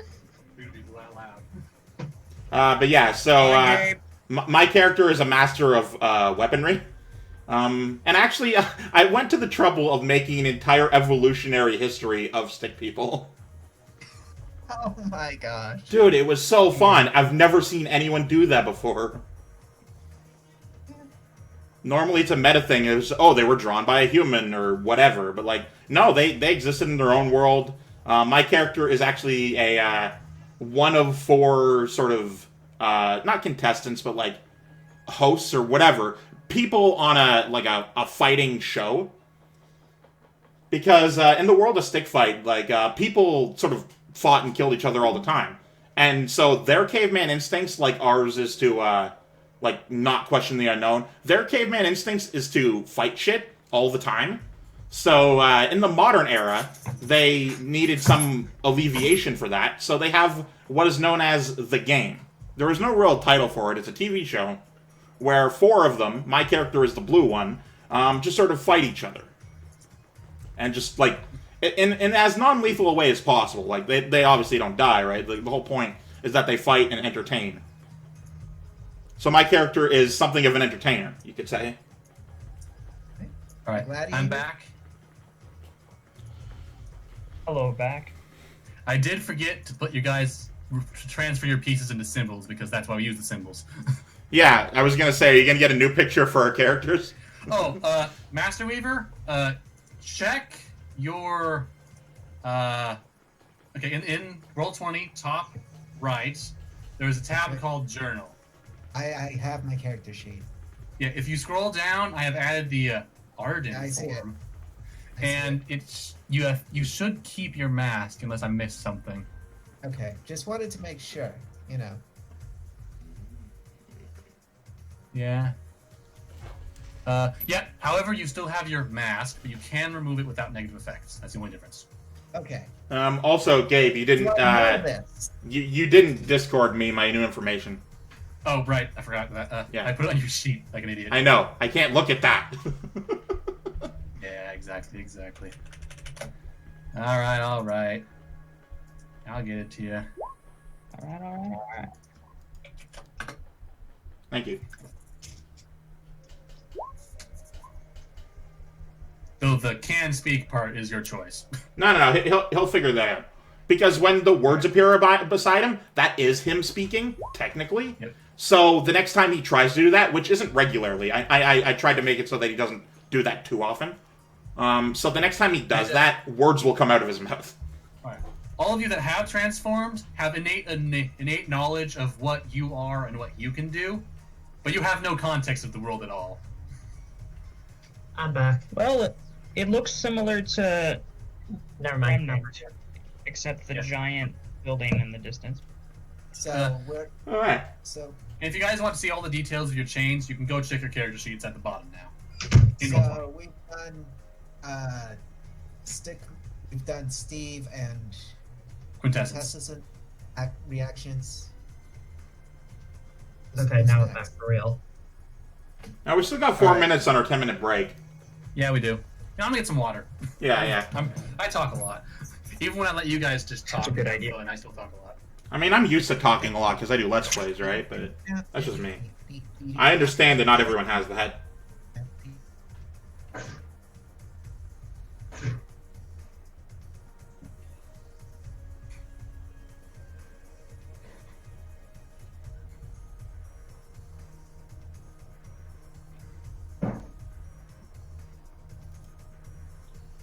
Oh, this is gonna be fun.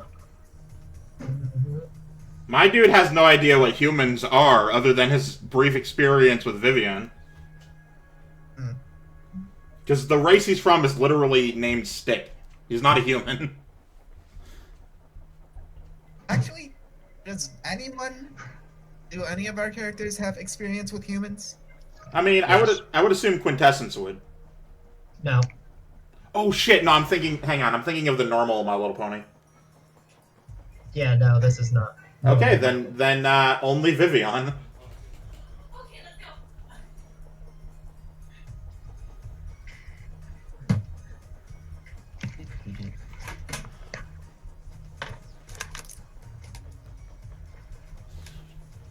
I'm extra back.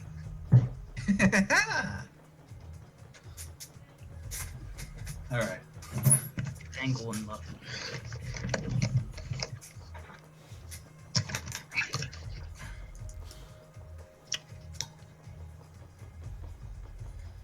Oh, I will say, Masterweaver, your mask now fits the Jackal's face rather than Bionicle's face. Okay. So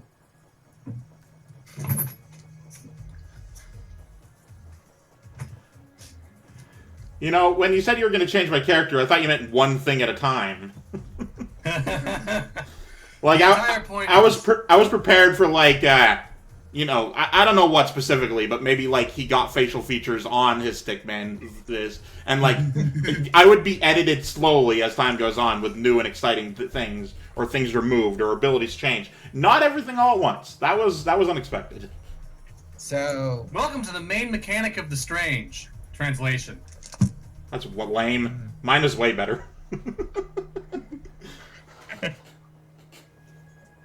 so when last we left our, I don't have. I have to make sure everyone's still here. Galliar, check. Hello. Keywii already knows here. Yeah. Masterweaver, check. I am here. All right, Atomic, check. Checketh. Hey, Kumquat, you're muted. Also, we're not really intrepid adventurers yet. Not quite.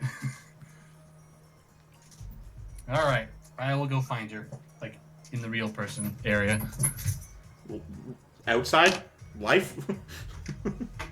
What's he talking Here about? in the Real? very strange game. It's cold out there. It's interesting, to say the least. But yeah, you guys don't know this since he didn't say his last name, but Steven's last name is Stickler. Everyone in Stick World, their last name has the word stick in it All right, somewhere. she's back. And I wanted to, like, Kumquat. sort of canonically add it to the Henry Stickmin world, but obviously with some differences. It's like an AU. Alright, I need a final confirmation from Kumquat. Oh. Oh. Oh. Sorry. Hello. There you are. Sorry, I actually have to speak louder because you guys told me to turn down the sensitivity of my microphone. So. Womp womp. Well, I mean, I still don't hear the background. Yeah, that's why I turned up the sensitivity. Turned it down. I did something. Something is Alright. different. Anyway, you guys are now the symbols. You should have control over those as well. Yeah. But we're not doing Alright. that yet. Okay. For getting more detailed information about your transformations, remember to check your character sheet in Roll20. It's there at the bottom. Yep. Otherwise, We're still on have reactions. other reactions. So, Tixik, you're next. All right, Tic-Zac notices. Tic-Zac looks around at the environment, and it does look a lot like Spears Magnet. The city's new, but he doesn't understand it. And he looks at his companions and notices that 2 of them have transformed and are freaking out. And then he goes to hold a hand out to Quintessence. Then he sees his hand. He pulls it back. Takes a breath. I have heard stories like this. I will admit, they did not prepare me for this sort of thing. All right, Vivian, going down the scale of weirdness. You're next.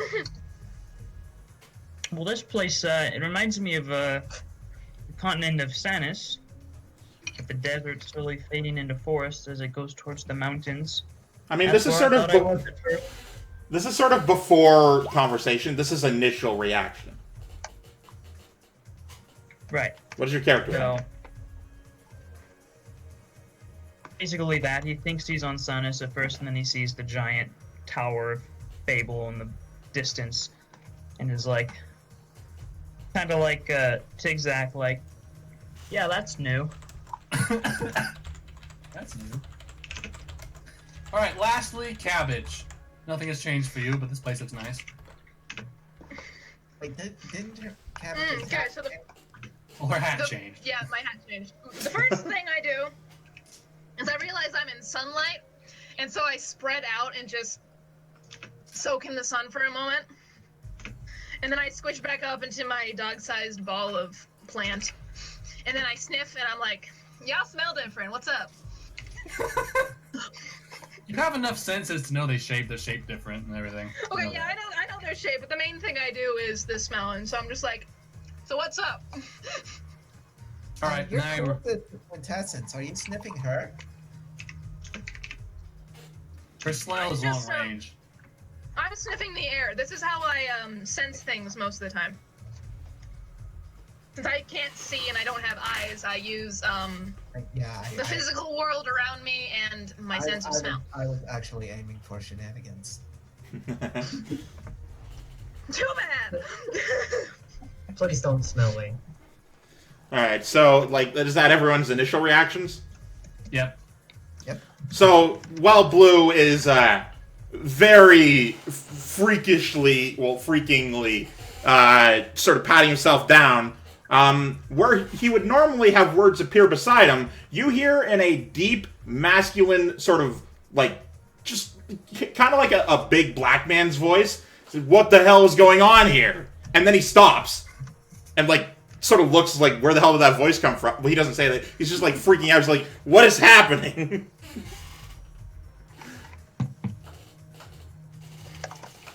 Cabbage turns his head over to this new guy. As far as he's concerned, it's a new guy. Leans forward slightly and just bares his teeth for a second and is like, who are you? Blue, like, holds his arms out. Now that he's sort of figuring out that fingers work, so he isn't just bald fist, he, like, has hands out sort of thing. Of note, his expression is still kind of deadpan, but he'll get that. So yeah, he's just like, whoa, whoa, back up sort of thing. He's not saying these words, but he's acting them out.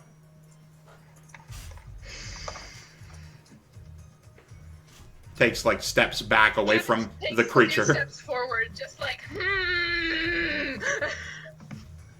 What is this? Again. Steps before-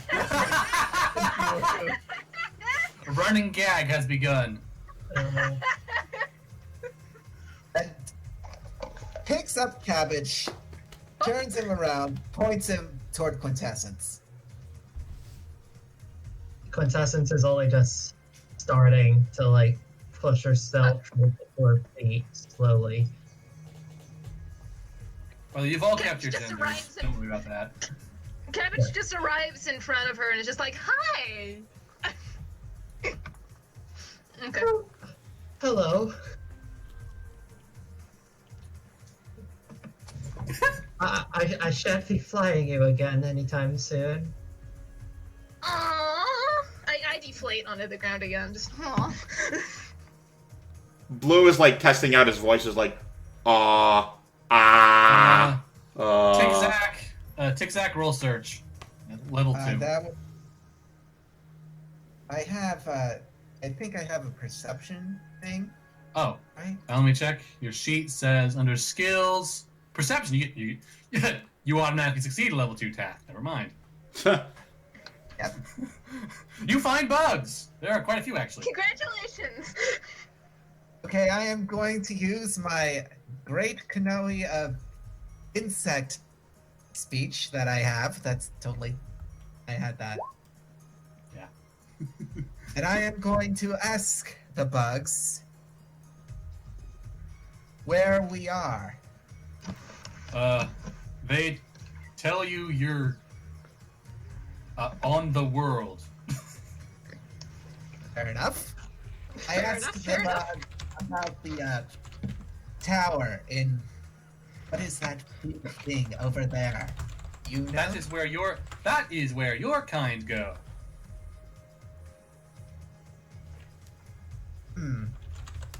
The big steppers. Well, since I do talk to bugs a lot, can I figure out what these particular bugs eat? They don't look like any bug you've ever seen before. They seem to be actually half furry. Do they smell any good? Yes, actually they do. Totally good. I eat one. No. Tastes great too. Thank you. Zach, who was going to repay these bugs for giving him information, just looked at Cabbage. Cabbage is just nomming happily in his corner like, that's good. Yum, yum, yum, yum, yum, yum. He looks for more. Tic-Zac shakes his head. It's always easier to talk to hive creatures. They are usually more abstract in their thoughts.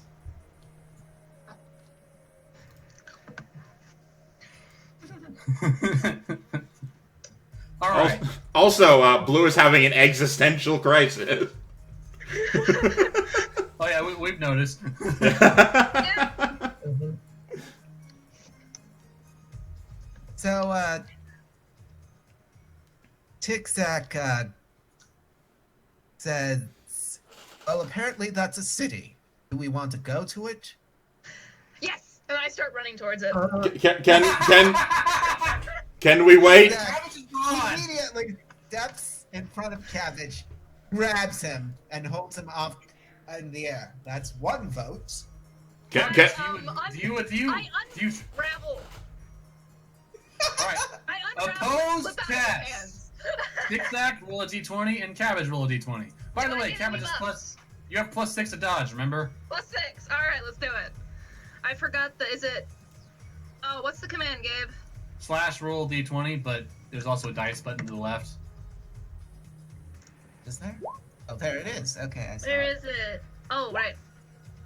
Oh, Cabbage is way, way, way too slippery for you. I zoom. I'm still running. Can we all wait and hang on and figure things out? I yell wait to the cabbage because I see something in the distance. Okay, 3 of your companions are saying wait, Cabbage. That's probably enough to get through your thick skull that doesn't exist. But I want to go! So I run, and then I kind of realize that none of y'all are following me, and I kind of just sadly deflate into moss on the ground.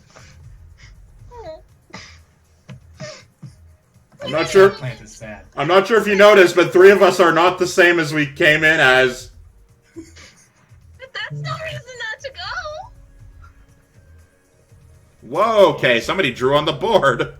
Yeah, my bad. I can Let me remember that. erase that if I can remember how. Oh, thanks. I did just fine. Oh, there is a thing over there. Yeah, it's How 105 did you feet away. notice that? Was that a private message? Never mind. Yeah, Ignore that for now. You guys haven't just- decided what to do. Okay. Well, I I see want it. to go! I think we should all take a moment to breathe. I'm not going into any strange city when I have fewer legs than I did about 10 minutes ago. Alright. Now that you're taking a moment to breathe, Quintessence, you're the first one to notice that the vibration of the jackal is in every single thing in this world. Except for the 5 of you. You We're don't devoid vibrate of at all. life. You have no vibrations. We've got no vibe.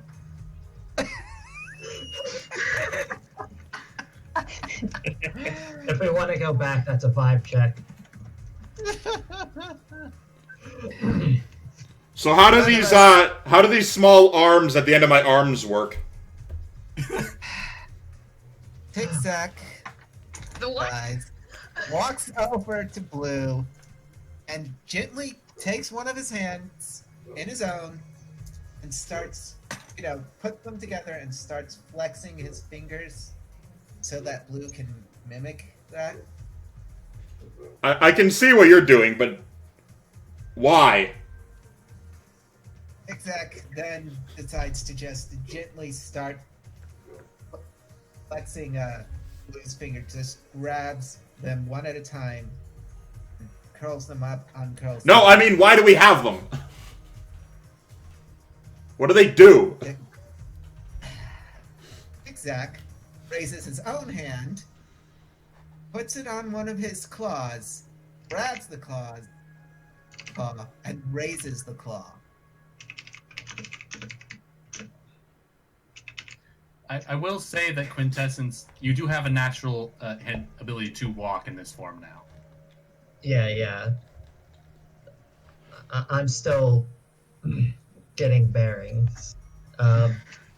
Since it's on me. Anyway, Blue, you did just see Tic-Tac demonstrate grabbing and holding something. Well, Blue has sort of figured out how to do that. He's just wondering why they exist at all.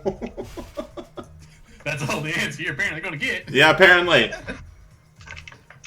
So... Just They're tasty. But that's the only purpose fingers have. Oh, they're oh, okay. Tic-Tac very gently moves Blue just a bit to the left outside of Cabbage's range. Oh, yeah. Cabbage, you're having a telepathy request from Quintessence. Go right ahead. What is he thinking? He's currently he's thinking about all the fingers he has had and is rating them best to worst. So I figure we're over here now, then. Playing good? And yeah, that's his brain. And very quickly his brain goes off onto something and he kind of starts wandering around trying to look for bugs and then is like, oh, I wonder if my bunny's here. And then he just begins bouncing around trying to find anything and is just being as scatterbrained as you might think. So I'm not sure if you've noticed, but we don't exactly look the same as we did. You're telling that to Cabbage, right? Wait. No, I'm telling that to you. We're off to the side, remember? Oh. Okay. Tic-Tac gives Blue a very deadpan look. Look, other than the plant and the one that I now look like, Vivian, We, the three, you, me, and the horse, are no longer ourselves. Zigzag is done with this conversation. Oh, well, cool, thanks. Zigzag pauses and goes back and says, "You've really never heard of people transforming before." No, why would I know that? This is not... Look, I work on a game show. Zigzag shrugs. I've heard of people like that. Uh-huh. I've also heard of plenty of people transforming. It's perfectly ordinary, if unexpected. I will say, where I come from, that's not the case. For all I know, you're some kind of weird fever dream. What's a fever? And now it's sort of Blue's turn to sort of shake his head. But it's just like, ah! Oh, no, wait. Now I remember. Now I remember. Right, Alright, so, sorry. I guess I can go do things, but this is gonna take some time. Blue finds that as he walks, he doesn't feel inexperienced at all, and is pretty sure he can even fight like this. At the mention of going somewhere, I immediately like dart over to Blue and it's just like, oh, go! We gotta go! Ah! Just stop! What? Like, he's still, by the way, as animated as he's always been. He's just like waving his arms like, stop! Just stop being beside me! So Quintessence, still hearing Cabbage's thoughts at this point, walks over and says, "Come on, Stevens. Cabbage wants to go. Shall we go?" That was... I see what... Shall we It was a go? last... Sure, let's go! Alright! Onward! Zigzag has noticed that Vivian has been very quiet. He asked earlier if I could needed help, but that was casting Right, telepathy right. at the time. Sorry. Still, he's been quiet. That's true. Well, I mean, we have been kind of Zigzag, dominating the conversation a little. Do Zigzag, you see anything in the distance? Oh, you don't see that thing over there. Don't worry Oh, about I it. don't? No. Okay. Over there. It's just chilling. It'll show up later. Zigzag Finally. walks up to Vivian and says, your head has changed color.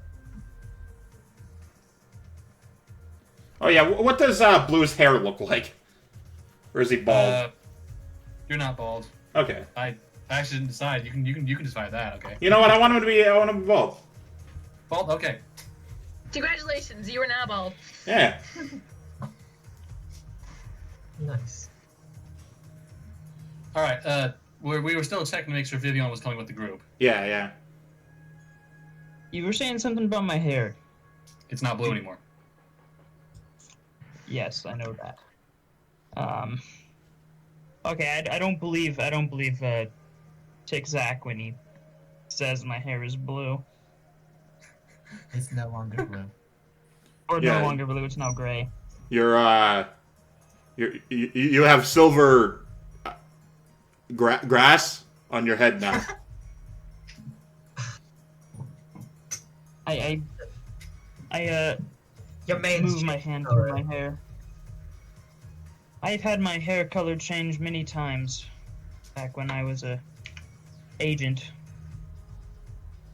Nothing out of the ordinary. Where are we going? I believe the little cabbage would like us to go to the city. Damage just picks a direction and starts running. Just, bye, he's done, he's going. It was to the city where you went last time. So. Yeah, he's still going to the city. He'll go to Alright. the bigger place. So, on your way. We're on our way. It's not that far away, mind you. It's going to be like an hour walk, maybe less. But you turn a bend, and behind a little bit of hill, there is this guy. He is a human man wearing red robes, and he has this mask on his face. It looks exactly like that. and he's standing behind a large, like a shopkeep stand that you see inside marketplaces. There's no one else on the side of the road, just him and what appears to be a servant in a red cloak. Now, the shop is stocked full with a bunch of crystals and shiny objects, a few weapons with runes on them. And he says, "Ah, travelers! I've been waiting for someone to come by. Please, please, have a look. You look lost." Blue What nods does his he head. smell like? What? He smells like a human. Oh, disgusting. Can't be like this. I go up to sniff him and then I kind of rear back a bit and like, His friend doesn't smell quite human, but still enough to deter you. nah, I do not appreciate. How did you live with me in this party? I mean, I don't like you, but like, I want to eat everyone, and I don't like eating humans because humans don't taste any good. So, Blue sort of walks up to him and silently just sort of looks at him. Face still deadpan. Just sort of like looks at the masked man stuff and sort of nods. You seem to be well in control of your facial features, my friend. Perhaps you should loosen up a bit.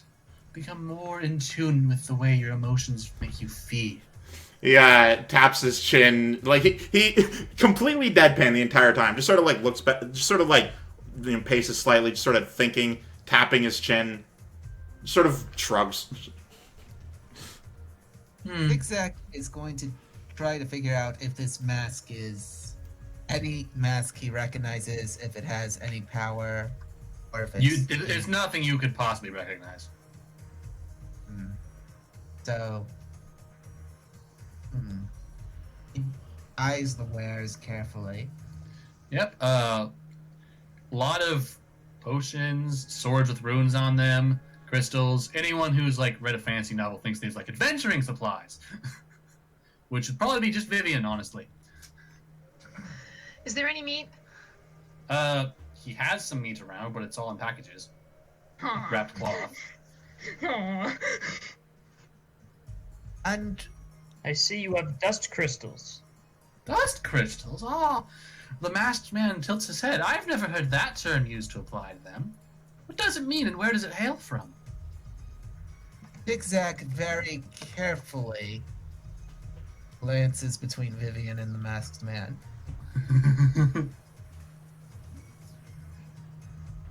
Ah, my Kefalin friend, what do you have to say? I was wondering exactly what you were asking for any of this. Oh, five for, any one of these, assuming you have any. It is at this point, it strikes all of you that you have no money, and any money you had on you before you were transported seems to be gone. I don't have all my shinies. Nope, Aw. Oh. you're all broke.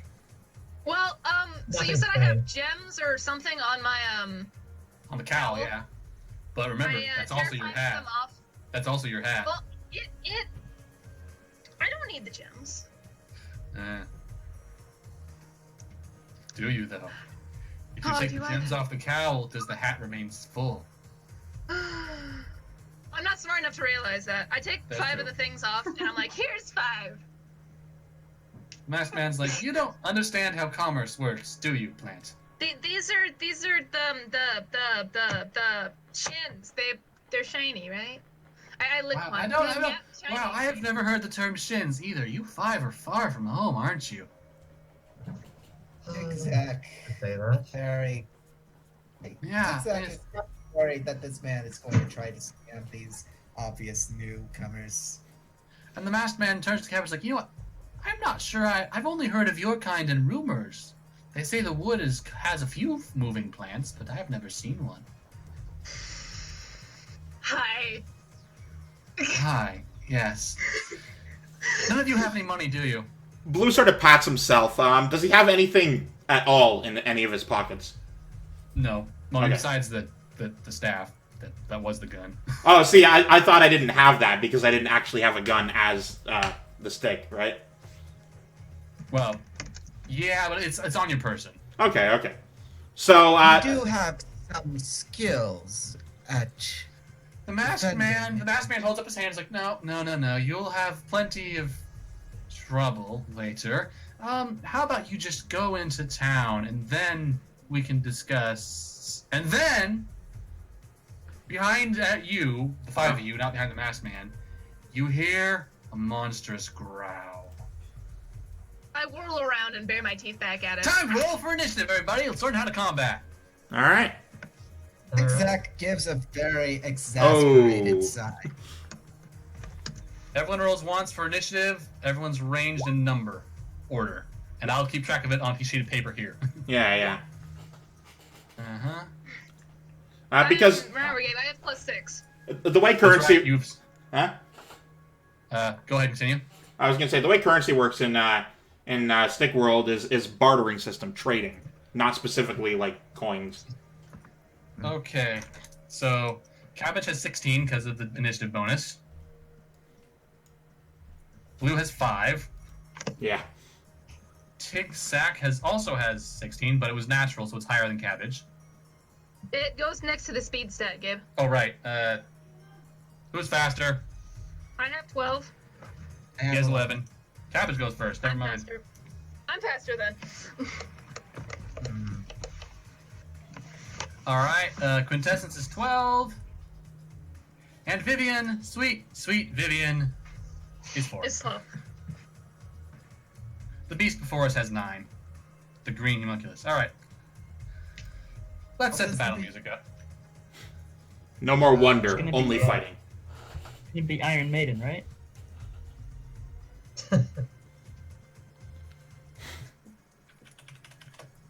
You wish.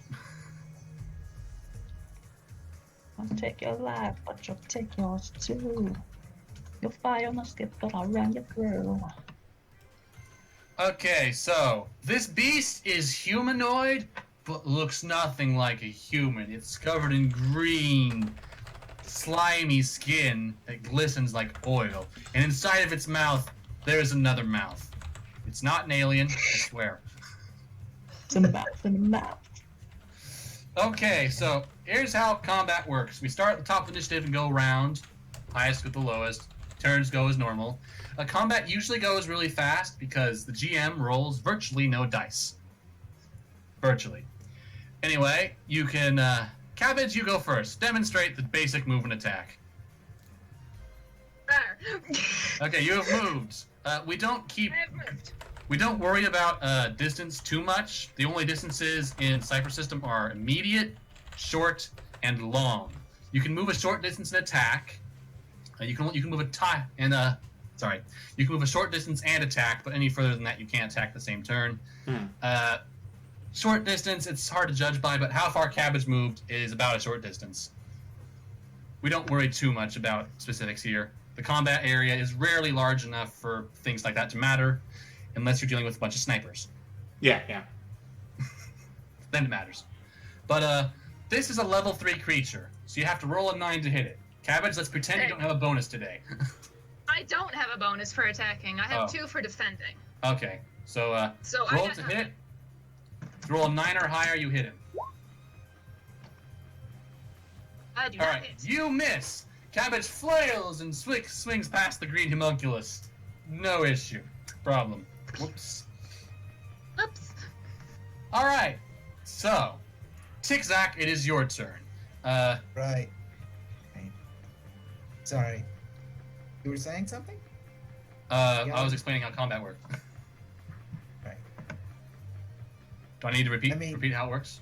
No, I was wondering if you said Tic-Tac, it is your turn, and then it felt like you were going to say something else. Sorry. Oh no, it's just your turn. What do? You can do anything, mind you. Don't have to attack. So, Tic-Tac takes a moment to see what the masked man's reaction to this creature is. He is ducked behind his wares and is hiding.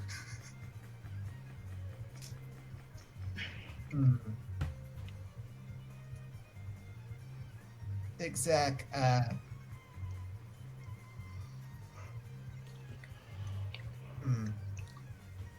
Hold on, my brain just fried itself. Know how it is. When in doubt, move and attack is best option, but the cleverer things are encouraged. Zigzag is going to move up to here. Right? And then he's going to do a bit of a complicated maneuver, throwing one of his claws here and then using the other claw to magnetically slam it into the back of the monster's head. Alright, that makes the maneuver is more difficult because of that, so instead of rolling against level 3, you roll against level 4. 12 or higher to succeed. I do have hedge magic. No, wait, is that... Hedge magic can't be used to harm anything. Right. So, need to roll a 12? Yep, roll a 12 to do damage. But if I spent effort... If you spent effort, yeah. Word to the wise, this is not going to be a very tough fight. I wouldn't bother. Well, you know. So, yeah. Okay, 12 or higher. Let's see what the mess gets. You succeed! Via claws, deal... well, because you're only using one, you only do 2 damage, but, I take also 2 have damage. the automatic +1 damage to all physical damage attacks because of my range. Oh, Is with your that- favorite weapon. Oh yeah, that's right. The specialty, the Kephalim of War gets +1 to everything. You deal 3 damage. Yep. Does Okay. the claw come back to me, or is it just stuck in his head? It's stuck in his head. At least I I have had to roll something for that. tug at. Yeah, you will. Alright, that was Tic-Tac. Next is Quintessence.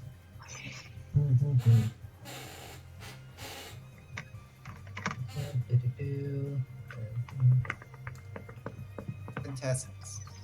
Yes, it's Galliar. She doesn't think.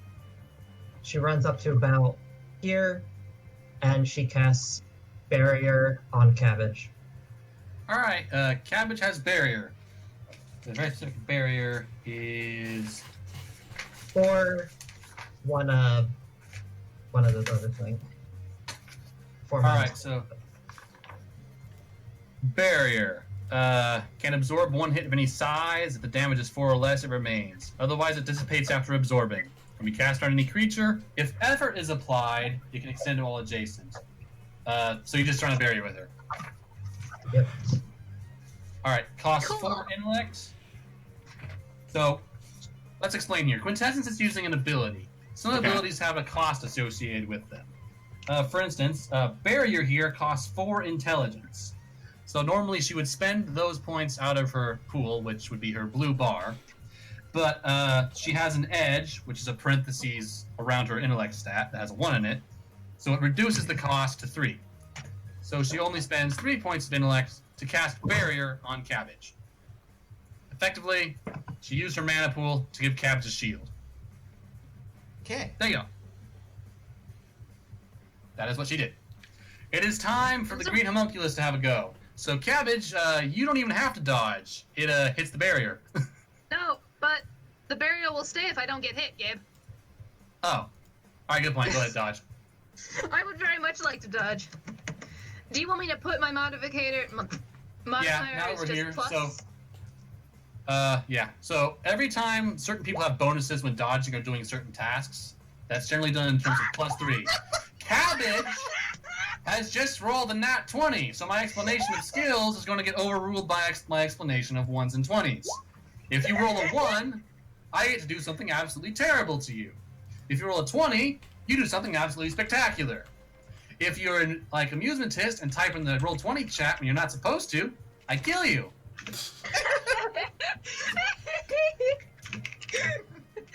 Die. Okay. Anyway, Cabbage What has did you just get? rolled a 20 on dodge, so the monster hits itself.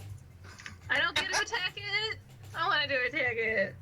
It No, hits no, itself. what you did was you dodged the attack. So well. That it Like, did you itself. jumped between its fist and its own face. That's what you did. So, the green homunculus has a strange ability that's actually very bad for it in this case. Its first bite can't let go unless it takes an action to do so.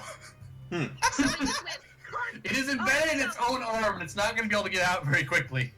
It takes its first turn to remove its smaller mouth from its arm, and that's all it does. Blue, it's your turn. All right, good. Damage? I figured Vivian would go first, but me. Vivian has 4. You had 5. Huh. So that is the You're not case. slow. All right, so what I'm going to do is I'm going to run over, and while I do, I'm going to pull out my staff, like, one-handedly, because that's just how he does. Yeah. And he's going to fucking, as he runs by, he's going to, like, launch what he assumes will launch him back and launch 4 snakes forward. Instead, just 1 snake. And as he goes, he runs to, like, here and sort of stops. Okay, there is now a snake on the homunculus. A nice green snake, mind you. Yeah. It's a nice color, it's a nice shade of green. On the green homunculus. Do I roll for the snakes, or is that you? Roll to hit. You All roll right. to hit. Well, I mean, it's a snake. Well, it has to hit him first. If it doesn't hit him, it kind of goes wild. So, 10. it hits him. You need a 9. All right, so learn to do the snakes.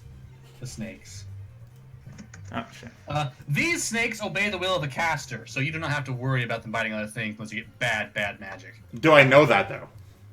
You instinctually feel like you can control it now that's out. Oh, okay. That's weird, but I don't question it. There's a lot worse going on. So I instead just make the snake fucking bite the shit out of him, like a snake would. Yep. Alright. Alright, I guess the snake rolls to hit. He's got 1 snake on him. I'll mark it with a green thing. Do I roll the snake, or do you roll the snake? You roll the snake. I roll almost nothing.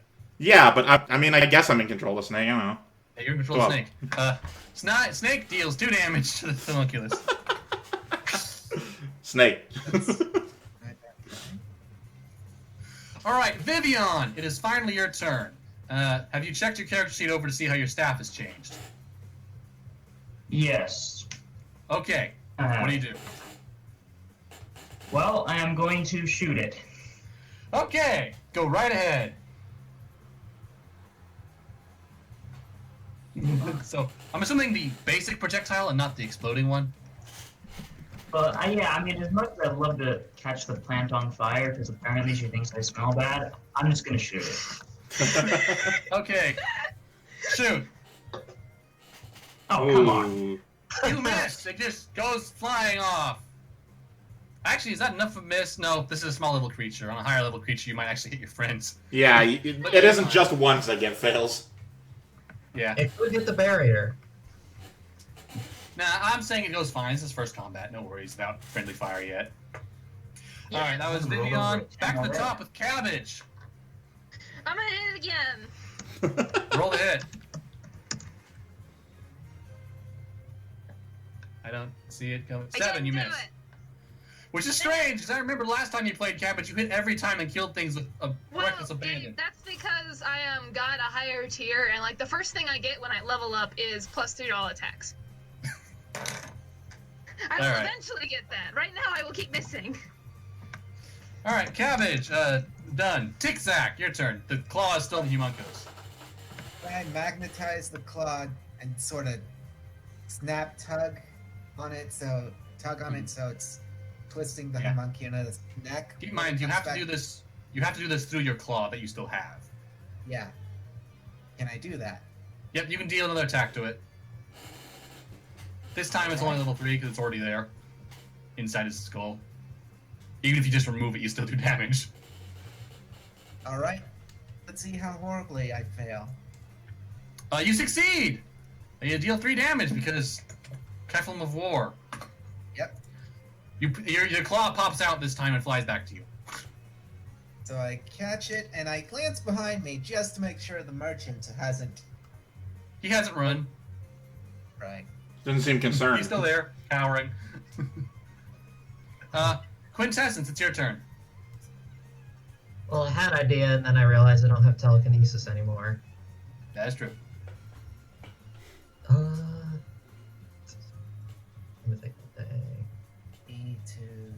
I think it's down to 1 hit. Well, keep in mind, even though it's a level 3 creature, it may not have 9 health. You never know. Yeah. Alright, what do you do, contestants? Delay an action is allowed, but never recommended.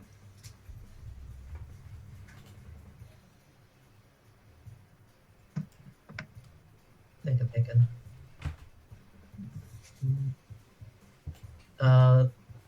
Lacking basically any other option, or with no one else anywhere near the damn thing, I'm just gonna run up and whack it. Alright. Roll the hit. D20, right? Yep, D20. Everything is D20 except in rare circumstances. Hit, 2 damage. It's not dead, but like you broke an arm. It's not happy. Alright, now it finally gets to go. You just hit it, Quintessence. You're getting bitten. Dodge. Roll D20, I think. Yep, roll D20. Everything's a D20 unless otherwise stated, which virtually everything's D20. Yep. You get bitten! It deals 3 damage to you. When a player character takes damage, it usually is taken off of might. Hold up. Would ward lower that? Oh, it would actually. You still have ward, that's right. She has automatic armor point, so she only takes 2 damage. But the homunculus' second mouth is embedded in your arm, and you are not going to be able to remove it short of killing the creature. Blue! Yeah, what's up? It's your turn. The All right. creature is just bitten into Quintessence's arm. Can I shoot another snake and then throw the staff? Keep in mind, your first snake is still there. So I know. Another snake and still have the previous snake attack. I'm aware. But, no, I'm going to say only 1 attack. All right, so instead he's just going to throw the staff at the creature. Okay. And have the snake bite him? Yeah, well, I mean, yeah. Okay, roll twice. All right, first for the snake. The snake kills him! Excellent. Oh, all right, then I don't throw my staff. The staff goes flying through nothing. It lands somewhere over here. Yeah. So the homunculus just dissolves? No, the snake bit it, like, somehow in the neck, and it writhed back, and it fell to the ground, and its jaw Right. released Quintessence. Okay. Congratulations, you have victory. Uh, Welcome to tutorials. We did it! Can I eat it? You're not low on health, but you sure can. I'll do it. that was And then look over. Munch. Okay, so pretty much as soon as it falls down, Cabbage just starts eating it with all 3 of his mouths. Just nom, nom, nom. Are we sure we don't want to fight this thing too?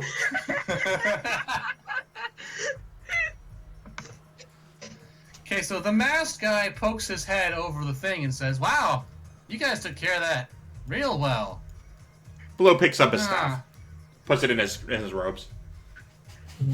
Quintessence uses hedge magic on her new bite wound to just clear the blood off.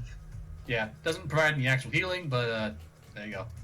If you wanted, you could roll a recovery roll, which is 4 times a day. You can roll a d6 and recover some health. But you're not down very far to, I think, justify it. Yeah, no way. Yeah. You're crazy. Okay, so the masked man's up. He's like, "Wow, you know what? That is enough payment for me to give you something." Crazy adventurers. Alright, so he picks up some items, and for the first time, you actually notice that some of them are vibrating differently from the world around them. It's not a consistent vibration. It pulsates and twists and turns. And I hate to say this, but only Cabbage has any context for this. Oh. Kumquat, you still there? She's Oh, eating. no. Cabbage is eating. My mic, because someone wanted to talk to me on Discord and I had to start typing. But I know what these are. All right. Hey, Reminds me of Cabbage, Amaranth. would you like to try to explain ciphers to these people? So expecting Cabbage to explain it? Well, Cabbage No one clearly knows. Okay, No so one Cabbage knows is just that like, Cabbage oh, and just excitedly grabs the things. All right. So, No! all right. So everyone, a bit of meta moment here. The cipher system lets you collect loot a lot, Okay. and most of that loot is in the form of ciphers, items that have one-time uses that vary so much in excessive ways. You're going to keep them in your character sheet underneath the ciphers, which will tell you how many you can hold in the cipher limit. Okay. Anyway, Oh yeah, there you go. he's going to give you each one just because a way to set you off in your adventure and because of payment. And also, Cabbage is not necessarily smart enough to notice this, but the ciphers vibrate differently than everything else. They vibrate as if they're not quite part of the world, but they're too inconsistent to focus on. Do they all have the same vibration? No, very different. In fact, inconsistent, completely changing, as if it can't decide what it wants to be. I mean, like, each one has a different individual vibration that stays stable, right? what you're The saying? ciphers do not have a stable vibration. That's why you notice them. Okay. You can tell immediately that you could not possibly focus on these because they're so inconsistent.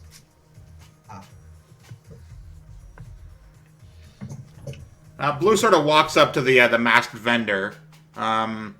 He's like, "Oh, you want one? Here!" He Do pulls out what appears to be a wedge of concrete. Or you have solid any rock. guns by chance? Well, Oh thing my is, gosh. when you touch the spike, its vibration tells you what it does. You have just obtained a reality spike, Blue. Reality If you stone? wish to... reality spike. Yeah. If you wish to activate this, once you do, it will remain in place, and nothing will ever be able to move it. Ah, perfect. But no, you Blue that- does vocally ask that to the vendor. Yeah, the masked guy's like, "What are guns?" Oh. They go pew pew. What? The masked man has no idea. He sort of pulls out his staff. It kind of looks like this. Tic-tac. What does Tic Tac do? It was Tic-Tac dude. Tic-tac is very quickly realizing that Blue is about to reveal way more about them than he's quite comfortable with, so he quickly tries to get Blue not talking about guns to this person who does not know about guns. He sort of looks like shakes his, moves his head in motion to the guy. I mean, curious. What would be a curious look?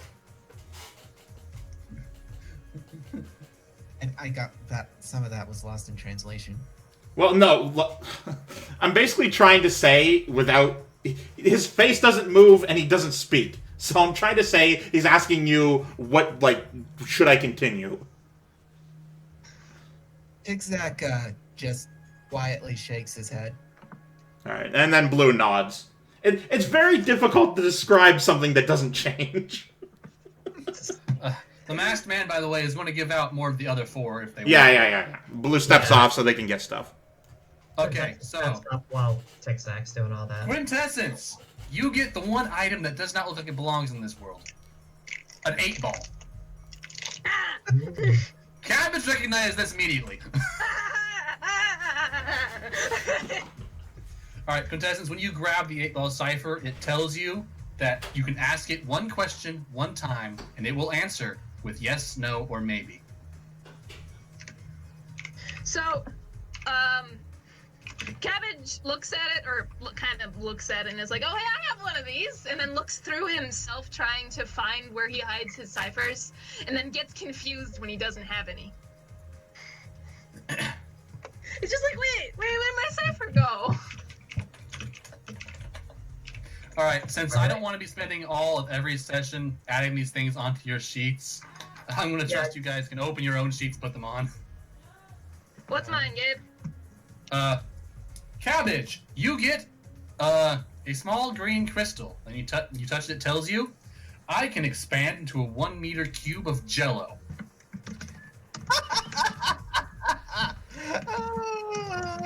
is going to be. This is just what the ciphers do. They're just weird things that can sometimes be helpful. Do any of you actually say what the ciphers are telling you? Blue does not. I Blue, don't, 'cause Blue I says know dick some of all. Y'all already know.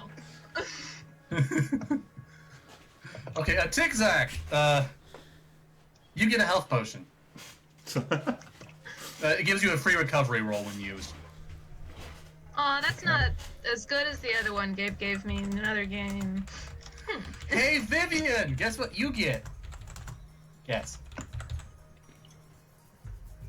Crystallized vomit.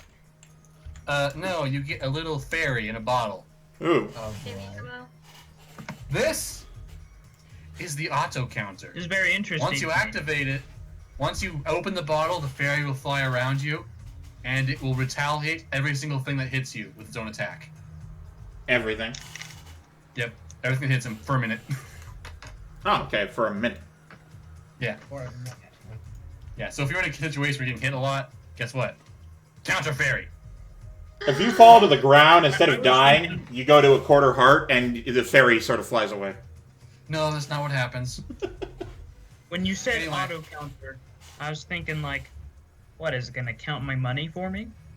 No, no. Anyway, make sure to open your sheets, guys, and mark these down somewhere, or mark them on your own sheet of paper, because I don't want to spend every session continually opening up the sheets and editing them myself. No, I get you. Alright? I got mine. Yeah, I already did. Cool. I may have accidentally put Galliar's in, and I realized, wait a minute, I don't want to do this. Yeah, you put mine and overwrote what I'd already typed. Oh, sorry. So I had to do it again. My bad. Anyway, the masked man and his servants are, say, well, you clearly don't have any money.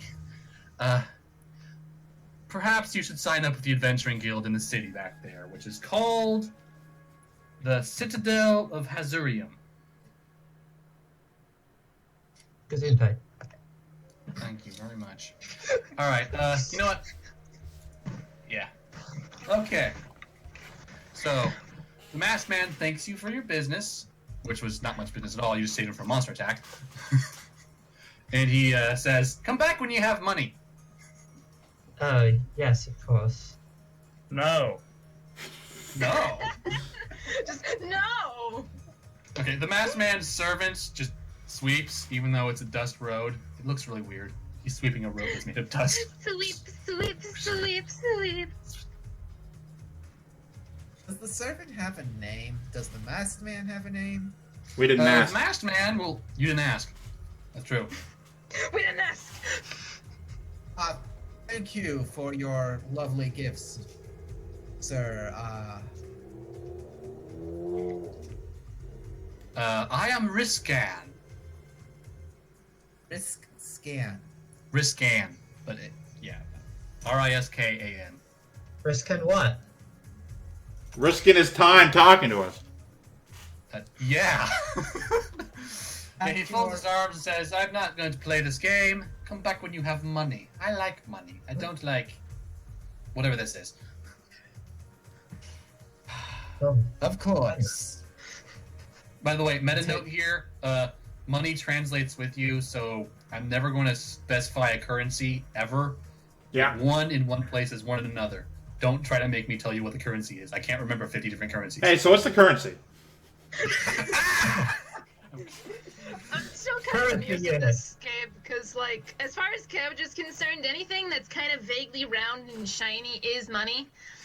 And so we just kind of keep picking up these shiny things like, here, payment, and people are like, what? See, my question is like, there are places where the currency is actually also useful as an item. In some places. If that happens, I will deal with it.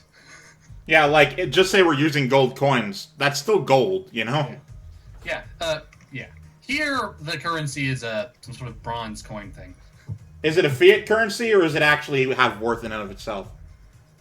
It has some worth, but not as much as the. As raw metals, it's worth less than what you pay with it. So it's like our currency. Yeah. Okay, that's what I was asking. I was imagining what you were talking about. But anyway, so, you guys go to the city? Yes. Uh-huh. Yeah, we sort of walked there. As we're walking, Blue sort of turns to Tigzac, who has sort of become our unofficial leader. And How did he's, that happen? I mean, you're basically the one who's being the most take chargey kind. Anyway, so Blue sort of Just turns. the responsible one. Blue sort of turns to you and just so what exactly is money? What is money, Tigzac? Tic-Tac looks at Blue very carefully for a few minutes.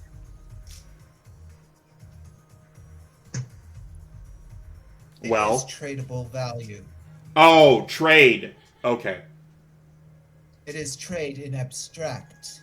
Not items for items, but items for money and money for items. You've just used the word to describe what it is.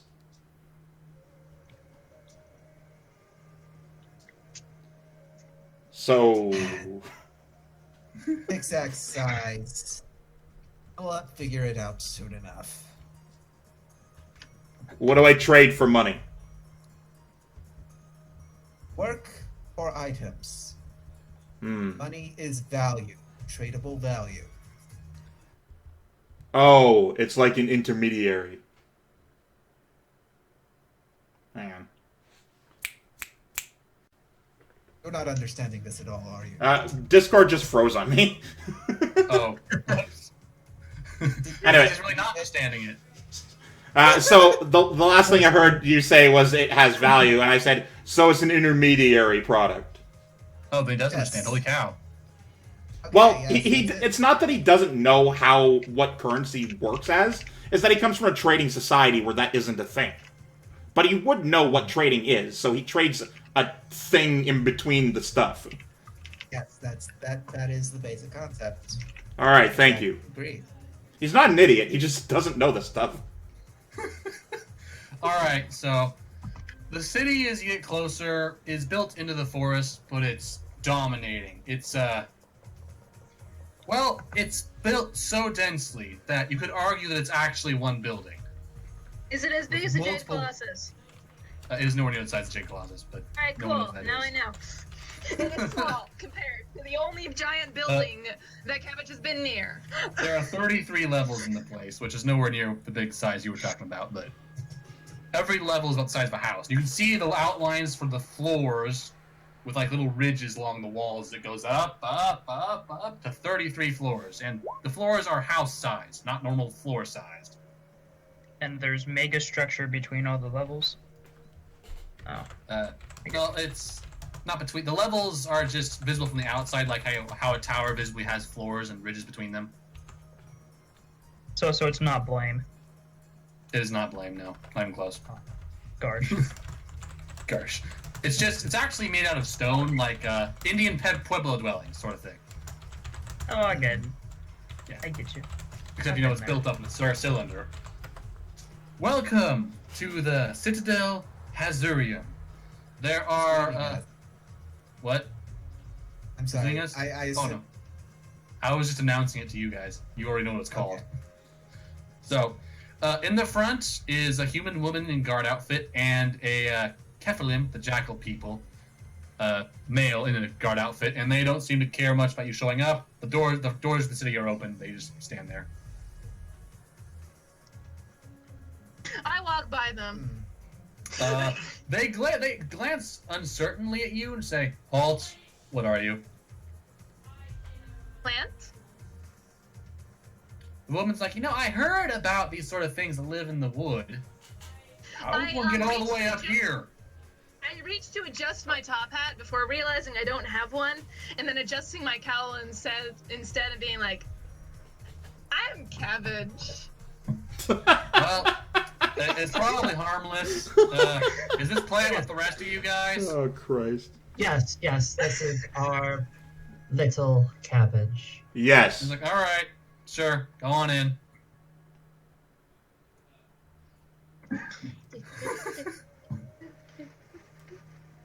so, Yeah, Blue as he Exactly, passes it's not- nods to both of them. All right. Yep, and they're just doing their guarding job. You're nothing unusual to them aside from, the plant. The plant is a little unusual. Anyway, sorry, Masterweaver, I Zach interrupted. pauses for a moment and turns and says, Would it be terribly rude of me to ask where the nearest resting place is?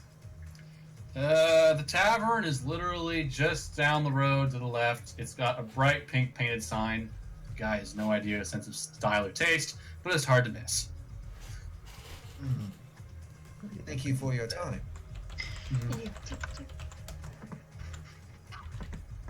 Oh, one of the guards notices Quintessence's wound. Where did you get that?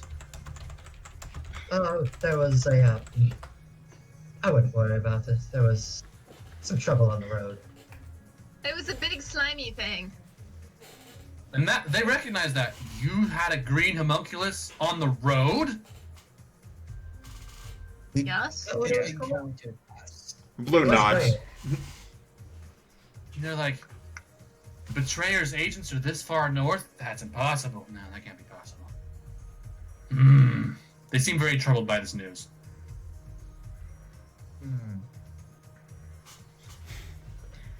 If that's all, may we go, or... Well, you can go. It's just, I'll have to tell the guardhouse about this.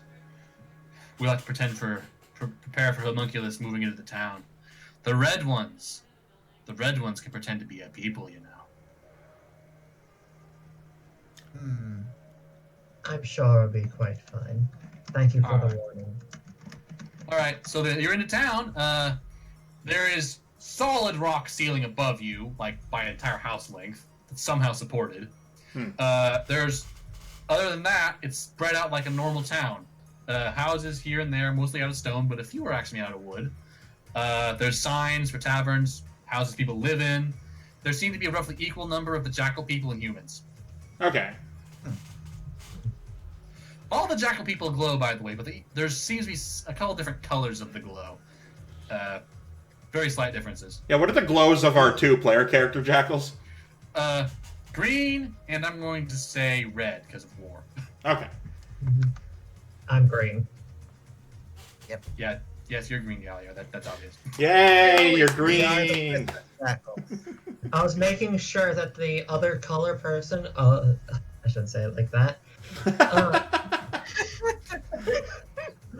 I was making sure the person named a color was aware which color it was. Well, I mean, You're green.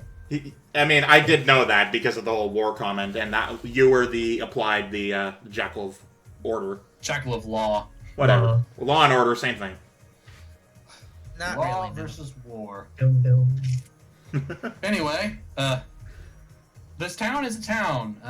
Vivian, you're the most at home here, but Quintessence and Cabbage... Actually, Cabbage is the most at home here, never mind. I'm fine. Vivian man. and Quintessence are also familiar with passing through towns.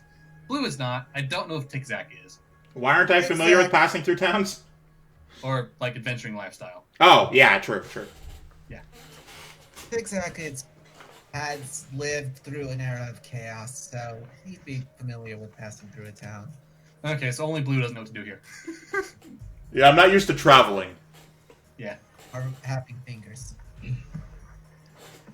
Alright, you guys have a town. What do you do? Hit the tavern. Hit the. To the Say that tavern. out loud. Because the other time I went on an adventure, we went to the tavern first, and so we're going there again. Yeah. All right. Doesn't matter what character I play. I'm always gonna get drunk with it. Okay. I beg your pardon. How are we going to afford that? Right. So, Money. this I guess that's our first this job. This is going to be a point where I'm going to bring up something weird about Toa and Bionicle. Basically, the Toa don't eat or drink. They absorb energy directly from their food source. Which, You have biological knowledge of eating bone transformation. okay. You You're were not you were like- able to eat now. And you know how to Exactly. do it. Oh, do I know how to eat and drink now? Yeah, it's going to be awkward the first time you do it, but after you even try, your instincts will kick in. I mean, I was really excited to like pour a drink on my face and then choke on it, but that's fine. You can do that for one time. You can One still time. do that. Anyway, yes, the money. The masked man did mention the Adventuring Guild. Hmm. We want to be that cliche. Well, you can come up with anything you want, honestly. Oh, I think we asked for directions to the tavern, so... Yep, so you're there. Now what? Hmm. There's jackals. They're called Keflin, but I just want to keep calling them jackals because it's so much easier. So much easier. Uh-huh. There's jackals and humans there. The person running the establishment is an albino jackal, which is strange because all of them have had black fur so far.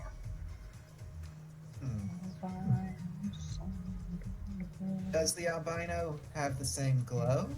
Or... She has a bluish one. Don't ask me what that means. I'll figure out later. TBD. Yeah, to be determined.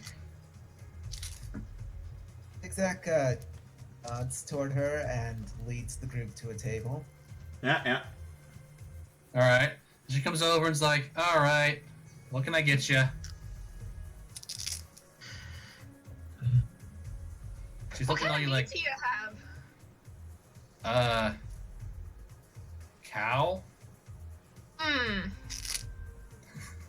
Don't. Nah, I'm fine. Do you have any fish? Yes. I want a fish. All right, that'll be 4. I slide over the 4 of the shinies that I took off my cow. What? She looks at the cabbage, gets the impression that it's some kind of pet, and turns to Tic-Zac and says, "You gonna pay for this plant?" I would, but we had an unfortunate encounter on the road. Alas, all our money has been taken. I have heard that one before. We are open to working our debt off. Working the debt off. Okay, look. I can put you guys to work washing dishes. Everyone except the plant. Everyone except the plant? Is that Aw. what you said? Everyone except the plant. I don't trust the plant. Let me just put it that way. But I can wash I, dishes. I pull out my vines and I'm like, but I have many appendages. I trust you even less now. Aww. Yeah, So I planted sad again. Oh, it's. Blue sort of nods at the idea of doing dishes, like stands up and sort of points into the general kitchen area. All right. She shrugs and says, "Fine. I'll get you set up washing dishes. I'm sure Bart would love." Actually, Bart's a bad name. Bart. Let's call him Bruff. Bruff Bruff. will love a break. Hey, Bruff! We got some people trying to work off a debt or something. Just take the day off. We'll have them to work it. And then a big muscular man who is somehow only about 4 feet tall comes Nice. out, nods, and then kind of half fast walks out of the tavern.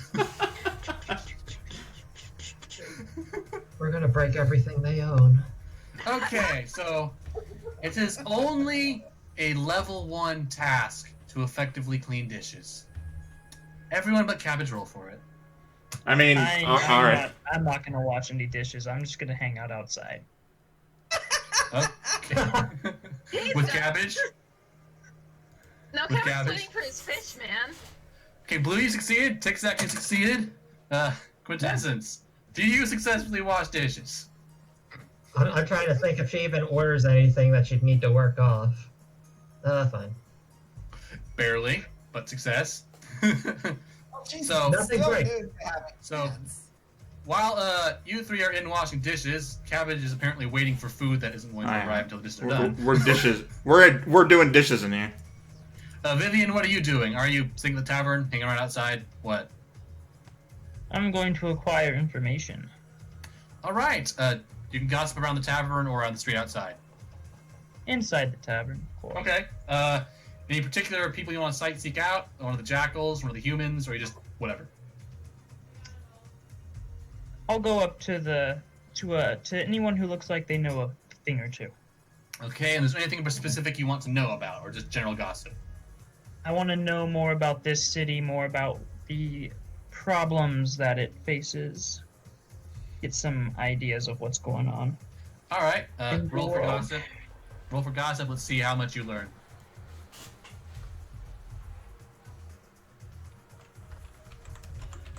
Oh, decent. Decent. Yeah, finally rolled over a 10. Yeah, you got a decent thing. Okay, I'll tell you virtually most of the stuff you need to know. You're in the Citadel Hazurium, which is the capital city of the Queendom of Hazurium, the most civilized nation in the world. Which, by the way, you finally learned the world's name. You've seen it in your character sheets. It's called Arden.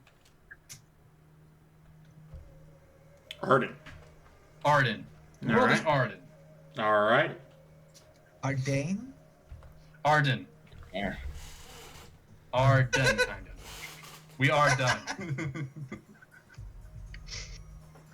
All right. Anything else? Okay, so that you learn that.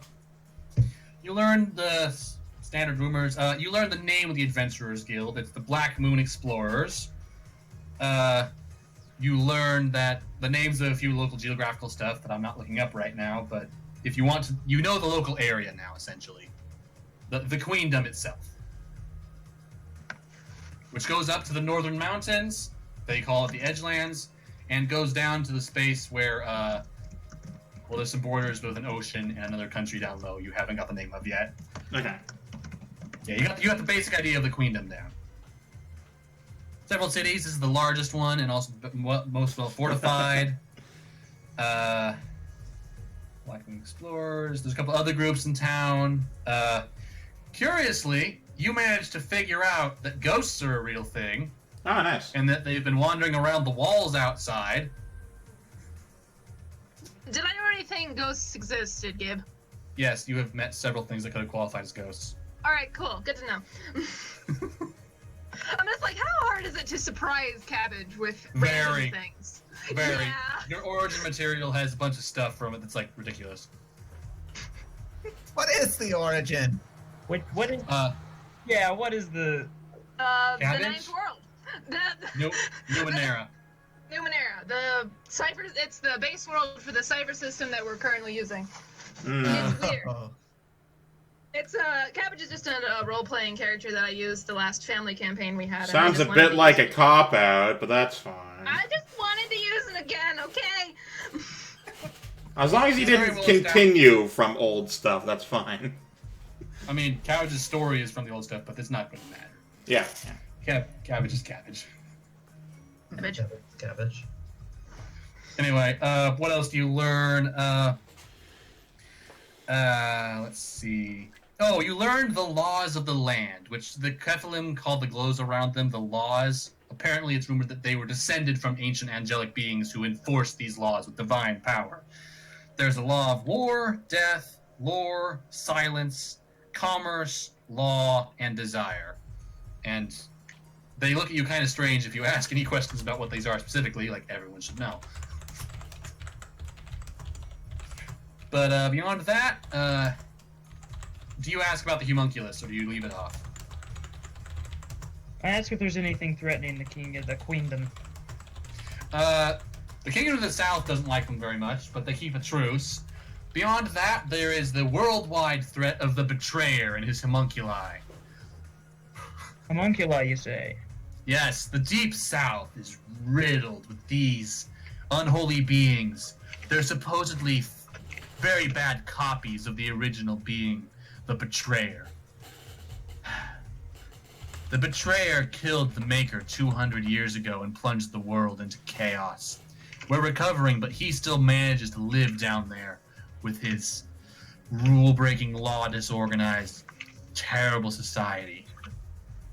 But we live up here in the Queendom, where he's but nothing more than his tail we tell our children to avoid and to fear. If a homunculus were spotted, it would be chaos. I see.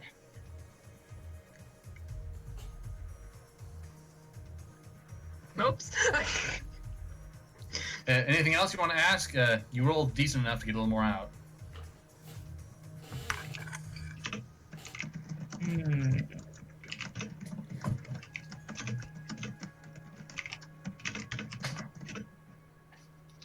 Does does who I'm talking to have any contacts in the Black Moon Guild? He laughs. The Black Moon Guild will let anyone in. Or the Black Moon Explorers. Black Moon Explorers. Let anybody in. Let virtually anyone in. They kick people out, though, if they are bad. Good to know. I thank them. And Alright. and I go to the cabbage. Cabin is still waiting for food that's not coming. Yeah. Yeah, I am. I want my fish. Alright, you three get done with dishes, and return to the table, I guess? Yeah. Okay, you return to the table. Blue shakes his arms because there's water saturating his sleeves now. Yeah, And, the then he sits down. the albino barkeep looks at you, shakes her head, and goes, eh. And then goes ahead and feeds all 5 of you. Any extra pay you would have gotten goes to feeding for the other 2. And she says it with such a bored and uninterested expression that you kind of accept as facts. Yep. Alright, so you guys have food. Yeah. Blue, He ordered meat and potatoes. meat, potatoes, and water. Well, I mean, he wants a burger and fries, but that's not coming, so here's meat and potatoes. Yep. Close enough. Big Zach has no idea what any of this food is, so he orders 3 items at random. Alright. You get a cup of tea, some sort of strange grub-like creature, lightly roasted, and a salad. Ooh. Big Zach examines the utensils before him. Yeah. Of course. Yeah. Your body will take over after a little bit, but first time you're going to have trouble. Yeah. Is it a standard fork and knife assortment? Or You have standard fork. You have fork, knife, and if you had a soup, you'd have a spoon, but no, you don't. So, Big Zach. They're not very high quality either. Just like Zach, wood or something. Awkwardly elbows Quintessence and clears his throat. Yes. I have not ingested before. Ah. Ah, Yeah. yeah. Well. Good luck. So Tip Zach picks up his fork and, still looking at Quintessence for approval, moves it toward the tea. Yeah. Yeah. Yeah, and hilariously, as this is going on, you notice Blue is having trouble sort of picking stuff up. Christ, my fucking They dish. are supposed to I be- shake my head at the I shake my head at the tea thing. I turn my head very deliberately down at the meat that I'm telling you now that I ordered, and I just start eating. Oh, you don't even pick it up, you just put your mouth on it. No, properly. Well, you don't have your magic, right? You can't pick it up with that, so what other way Sticky hooves existed. That's fair. Sticky Yeah. hooves, and as I said earlier, I've seen minotaurs. I know how hands work. I'm just not accustomed to them, so I might fumble with the fork, but I'm not some peon who's never eaten. You'll fumble like once, and then your body's instincts take over. Yeah, that's the thing, right? Like, that's what I'm trying to say with... Huh? What? Yeah. So I watch Quintessence put the fork into the meat, and I'm going to assume she cuts it with the knife. No. No. failing to eat. This is stupid. Well, consider the following. Cabbage is eating the best out of all of you, and that's saying something. Well, I mean, Vivian's having yeah, I was gonna say Vivian probably has the easiest time of all. But Vivian's already drunk. Oh, it's fair. Kevin's whole existence is just You're eat this already thing. drunk. I'm not drunk. You're not yet? I thought you said you wanted to be every time. Oh, that's a goal, but I just ordered a nice stew and do you have any Jack?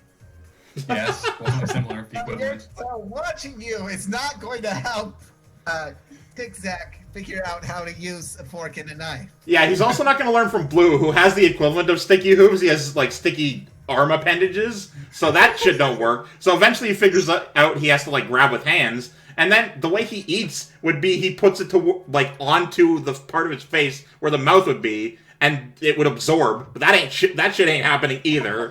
So he's having a terrible time.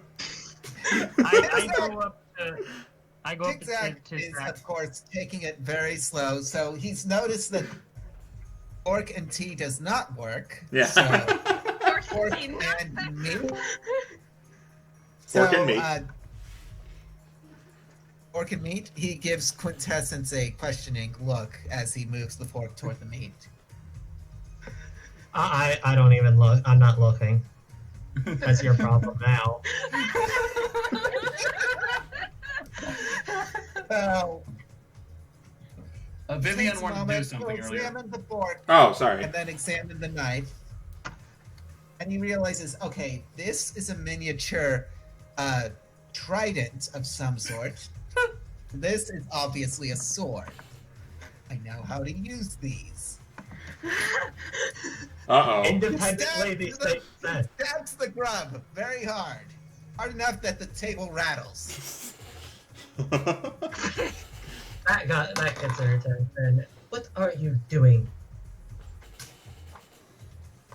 I'm I trying to am eat it. delicacy. Yes. He slices once with the knife, then brings it back, slices again. It's not the usual sawing motion. He is No, literally- he's slapping it with the sharp end. No, he's actually cutting into it like with a sword. Yeah, yeah. Okay. After about the third slice, your hand kind of guides you to, cut properly.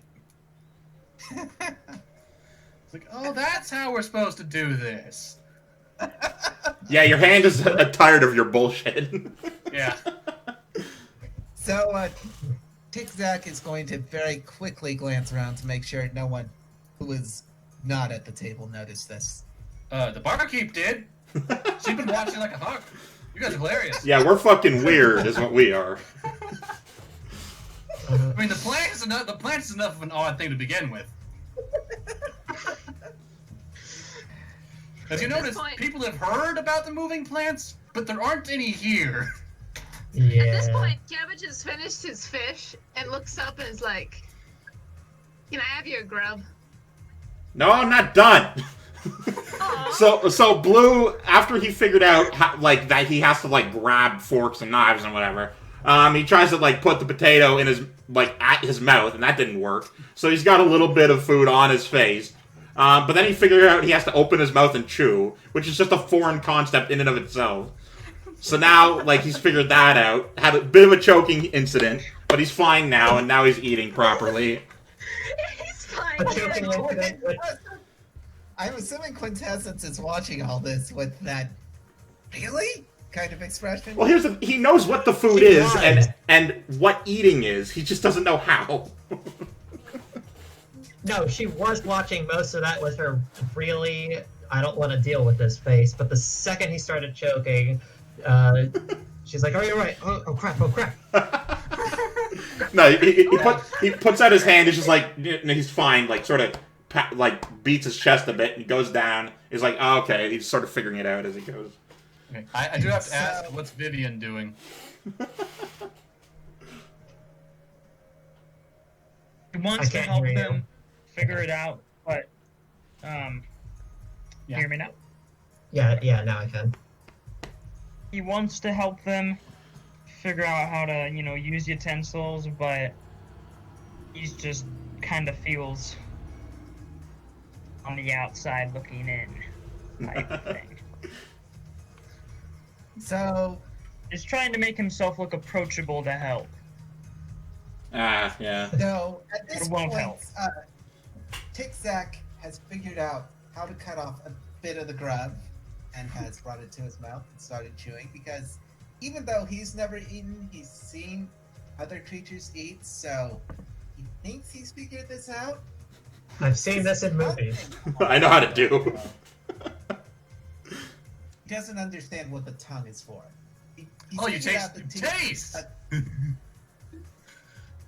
Oh yes, the taste of the grub actually is rather pleasant, if overpowering to nice. someone who's never tasted before. Nice. Okay, so now he needs to figure out that you need to use the tongue to move the food back to the throat. He hasn't figured that out. Oh, has he bitten his tongue yet? I was going to roll for that, actually. Really? This is absurd. Really? You're gonna roll? Go ahead. You succeed. You do not bite your tongue. All right. I'm not gonna roll for any of my shit. Okay. It's all for fun. At this point, you all can eat. Yep. Your bodies have told you how eating works. Yeah, our bodies are done with our shit.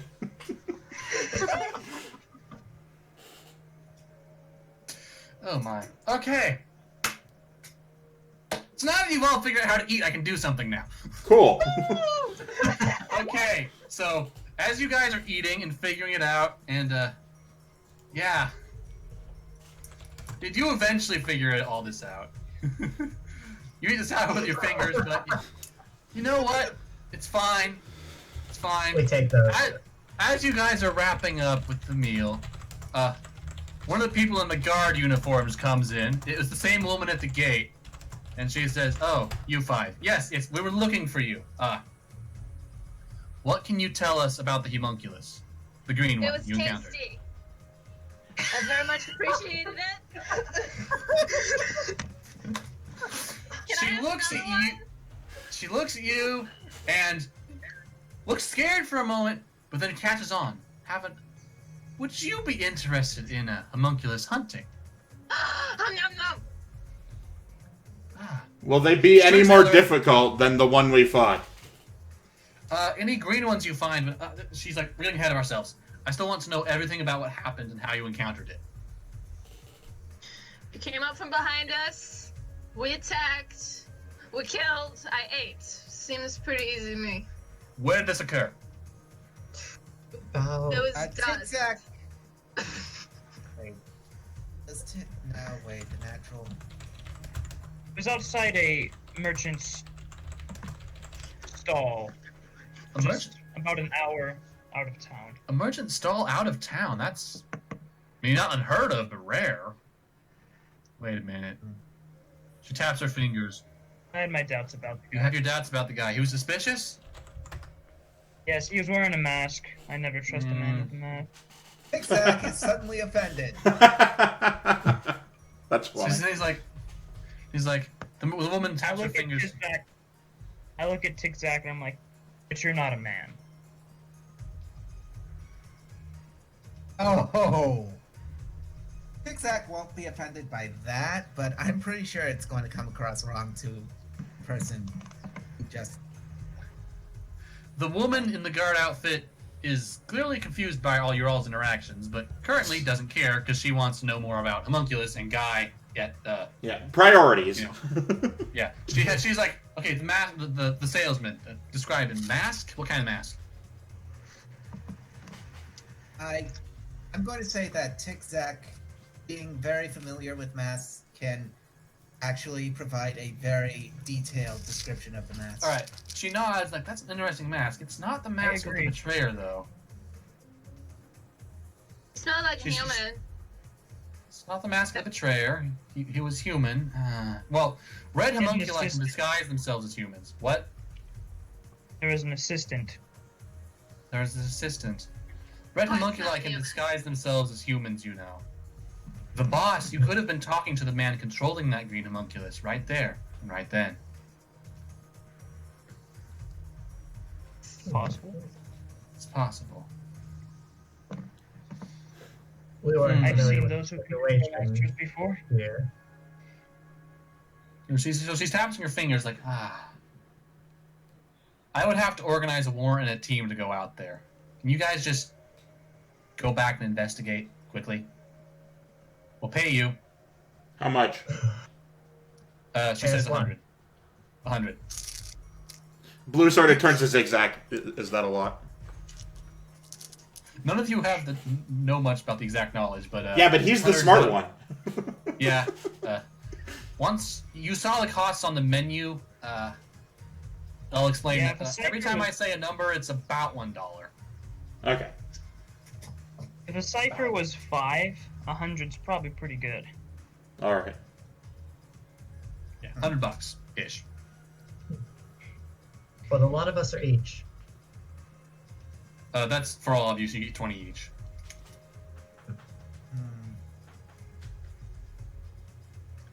Just go back, investigate, find out what the masked guy's deal was, and if he is a red homunculus, take care of him.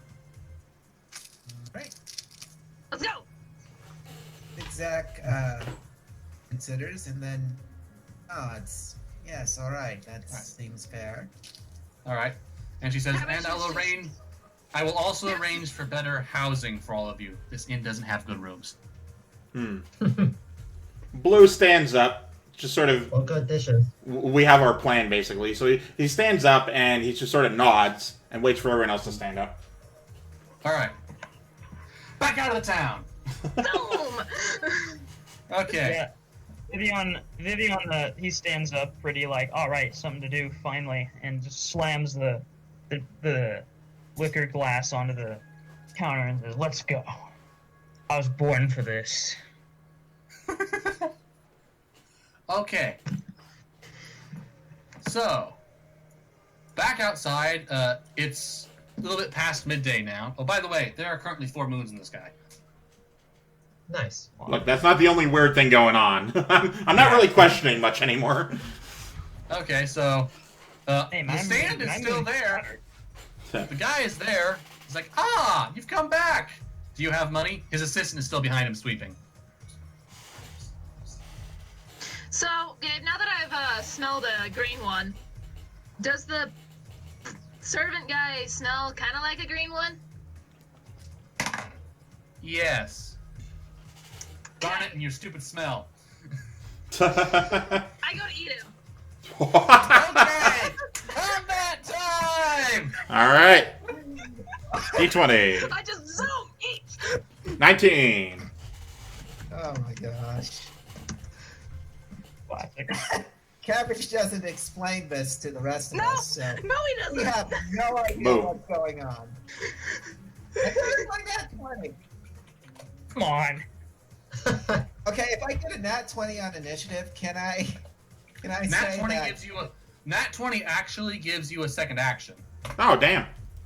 per turn or just on the first turn? Just in the first one, you get preemptive strike is what you get. Okay. Anyway, I'll write all these down.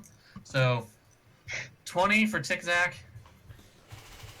10 for Quintessence, 11 for Cabbage, and Tic-Tac is 13. Wait.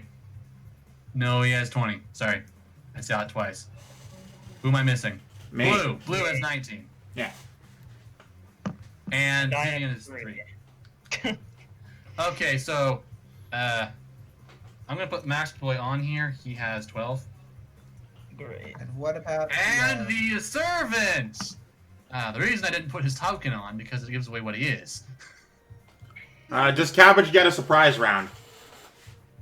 No, he was expecting this. Really?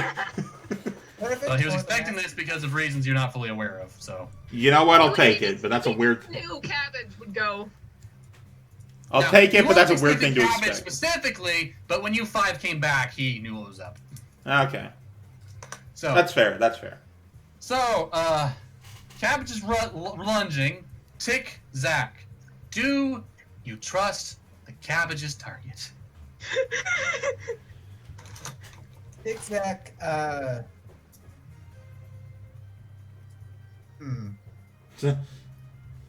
Zigzag decides that the best option is to quickly move back here and try to restrain the target. If it is a homunculus, then it'll help, and if it's not, he can push Cabbage off. Alright, so roll for grapple, level 5 creature. The red homunculus is considering you an enemy, by the way. I Do figured. I get any advantages is my question. Are they for more grapple? powerful than the green ones? Yeah, they are quite. Green ones are 3, red ones are 5. Could I say my magnetic claws work to help grappling somehow? I don't think so. Nothing special. You just get flat 15 or higher. But if I spent an effort... Well, remember, you're doing first strike. You get another action right after this. You can try again. Right? See if I get another at 20. Whoa! I Whoa! do. Okay, somebody take his die away. He's cheating. I can check for cheating. No, Roll it's 20. it's fine. I was Roll joking. 20 does this. Doesn't have a number or a greenness in it. See? So, Anyway, you have him grappled and grappled well. Full He Nelson. is not going to be able to move or even resist the first turn, and you still have your actual action because that was all first strike. do I know, now that I'm grappling him, that he's a homunculus? You don't really know what a human feels like, so So, you know what? You rolled a 20 twice in a row. Sure, this is not a go normal human. ahead. It's got too much muscles. You figured out that Cabbage was right. Yeah, sure. So, Alright. in that case, what little I know about homunculi is that the mouth is very dangerous, White. and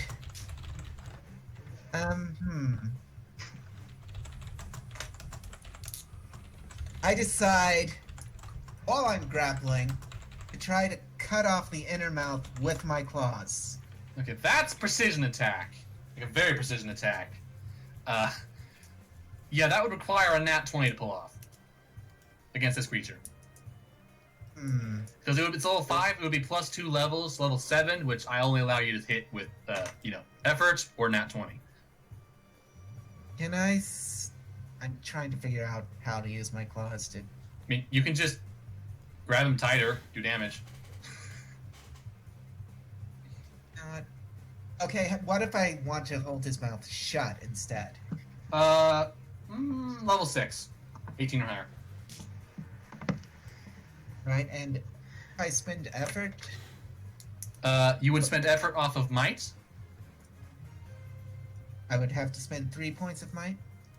Let me check. Do you have any edge? You have no edge there, so yeah, you have to spend 3. Yeah, I'll spend three points to lock his mouth shut. Okay, it's reduced to a level 5 task. So for those who don't know, at any point in the game, you can choose to spend effort on something, which is basically hurt yourself to make a task easier. Yeah, You yeah. just spent 3 might. Oh my god! Yeah, no, you still have him grabbed, but you've done nothing to his mouth. And now I have. Anyway, Blue, you rolled 19, so you're next. All right, so I feel like charging on in. I don't know much about fighting this particular kind of creature, but I do know a lot about fighting in general. So, what I'm going to do is I'm going to run in and punch the shit out of his face. Okay, so I believe your punches deal 2 damage. Actually, 4. They deal 4. Yeah, okay, roll the hit, level 5. All right, Does he get an advantage because I'm grappling him? Actually, yes, you get advantage because you're grappling him. there you go. Plus 3. And I rolled an 11. Yep, that's not enough to win. 14. You failed. 14. Yeah, 14, still not 15. You failed. All right. No, Gabe, you said he's a 4, not a 5. He's level 5. Yeah, but he's I'm not down grappling because him. he's grappled. Yeah. But the plus 3, that was plus that. He needed to roll a 12. Oh, sorry, I thought that plus 3 was the I don't think he has just an skills and attack attacks. bonus. Just an attack bonus, but alright. No. That's why I didn't add it to the Okay. D20. Alright. Yeah. No defense, no attack skills. That's a shame. Red Boy gets to go next, but because you rolled a 20 on grapple, he actually doesn't get to go.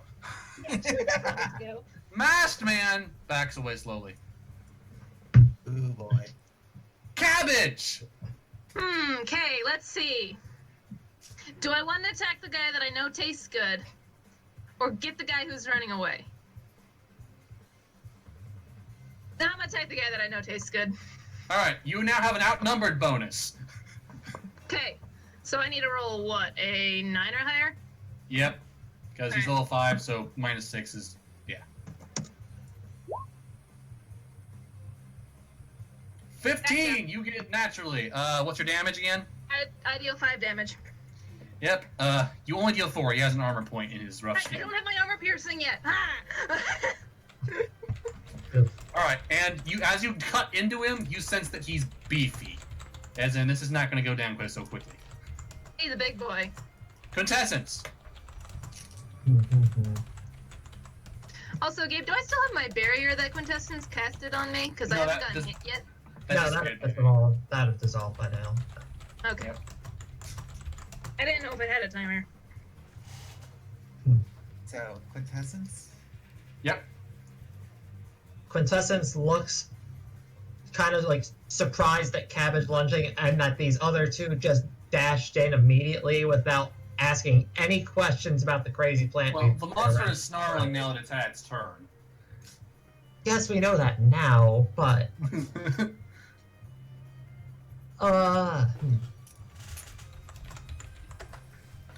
when I grabbed the magic 8-ball earlier, did I know if it answered truthfully? Yes, it answers truthfully, guaranteed. However, it can't answer maybe, so be aware of that. I ask it, should we be concerned with the masked man, salesman? The answer is maybe, and your 8-ball is consumed. Maybe. Cool, thanks. Maybe. Cool, thanks. Very helpful. Thanks for adding a maybe option. That is good. I Yep. mean, magic It's mainly eight-ball. for, Were you it's expecting mainly it for to be helpful? situations when you ask a question that's neither yes or no, which you just did. Alright. Should have done. That was your the, action. Yeah.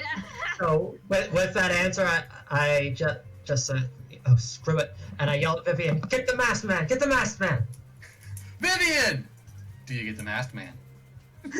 Shoot at him? Yeah, I'll shoot at the masked man. Oh my. Must Shoot shoot the masked man! Normal or explosion? Oh, exploding this boy. Alright. boy. Explosion. Roll the 6 hit. damage. Excuse me, 7 damage if it hits. What's his level? His level is 4. Finally. Yep. 7 damage. Kaboom. He has an armor, so he only takes 6, but an explosion goes off in his face, and he falls back. Is he dead? No, he's fine. Oh. Well, he's not He just fine, got beat but up a bit. he got beat up. Tic-Zac, your turn again. Back to the top. What's it advance? Alright. I notice this going on and I shout, we need him alive! Not this one, though. And The yeah, masked man. I am just going to use my limited knowledge of anatomy to jab my claws in wherever I can. Standard attack, level 5. Stab, stab, stab. Well, actually, I'm you definitely not, actually have though. the outnumbered bonus and the grapple bonus, so not level 3 effectively. Alright? Hit. You deal. Well, your claws hit 2 damage, so Add +1 for each damage, so it's a total of 6. 6. But he has he has an armor, and he absorbs it for each hit, so 4. I mean minus 4. Yeah. Alright. He takes hit. He doesn't like it. He's upset. He's growling. His mouth wants to attack you, but he can't. Blue. Hey, what's up? What did it take for him to break out of Your the turn, grapple Blue. anyway? Well, I mean, essentially, the way this is working, not meta-wise, but in the actual encounter, is that I just got up there, punched him. So, realistically, I would continue punching him. So I'm going to do that. Alright, go ahead. Yeah, I'm going to Punch continue him punching. again. Yeah, why not? 9 or higher. He's outnumbered in Boom. hand. Punch. Ooh, +3 damage. On top of my 4? Yep. There you go. 7. Yeah, 7 so damage. 4 + 7, so 6 damage. Yeah, you guys have got this guy pinned really effectively. Yeah, we got Red boy. Tic-Tac, roll to keep him pinned. No bonuses. He's going to try to break free. Isn't he still Alright. outnumbered? Not for trying to break free. Okay. All right. He breaks free, but you do not fail by enough for him to bite you as well. So he's up. What's his plan? That's it. Oh, all right. He can't do anything. He has his entire turn. The masked man says, "Don't shoot! Don't shoot! I surrender." He goes in his hands and puts his hands up. He's like, down on his knees, hands up. He doesn't want any more trouble. He's just The homunculus does not listen to any of this and is still trying to growl and kill you. In Okay. fact, he starts shouting, "You don't belong here!" To us or the masked man? To you guys. All right, all right. Cabbage. murder time. He might be right. Cabbage does Successful murder murder. time. 5 damage. 5 So damage. minus 4. Why can't I? Oh, roll 20 starting to lag for me. That's great. I applied it over too long. Oh, no. Anyway, he does more damage. This guy is. You can tell he's taking a lot of hits, but he's not going to last much longer. Quintessence. You're gonna subdue the masked man? Now that I've, like, scared him to death? We've scared Yeah. him. I glance over at the others just beating the crap out of the red boy, and I think, they've got that. I run towards the masked man. How far would I get about? Would I get all the way to him? Not all the way. I'd say here. Yeah, alright, then I get about there. If you want to like strain yourself, you can probably make it to him, but I don't know why you would. No, that's silly. That's a silly idea. Yeah. Vivian, it's your turn. I'm gonna take a shot at the homunculus now. All right. Remember, he's highly around. You have a normal chance of hitting him, but if you fail by too much, you're hitting someone else. Humanculus. So roll the hit and see what you get. I'm assuming not explosion, right? Worth it.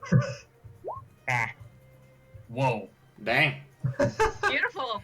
He snipes the thing through the head with a plasma bolt from his big staff. It shoots through the air with magical sparks, cracks the skull right between the eyes, goes through it, hits the second mouth as if it had a skull and eyes as well, punches through, and just kills the thing straight up. Yeah, that'd be like 10 damage if it was a crit, so, yeah. Yeah, well, I think your normal plasma bolts do 4 damage, right? 5 with the combat prowess. Ah, so yeah, we do 10. Yeah, it's super dead. Yeah, All right. super dead. Boom! Flesh goes flying. Do not get that. You're not going to ask questions about this. You're not going to be able to ask questions about this thing ever. It's so dead. Can I eat it?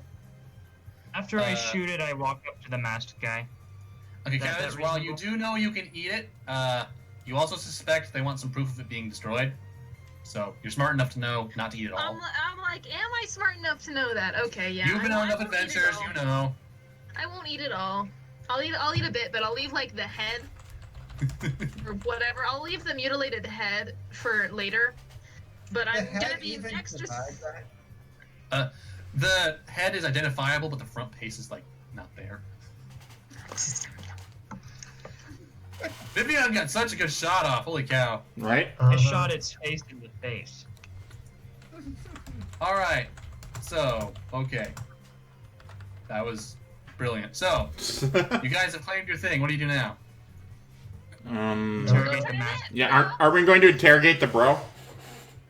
All right, the bro dude. Yeah, I'm approaching the masked man with Vivian. Can I just knock him on. out with my steel knuckles?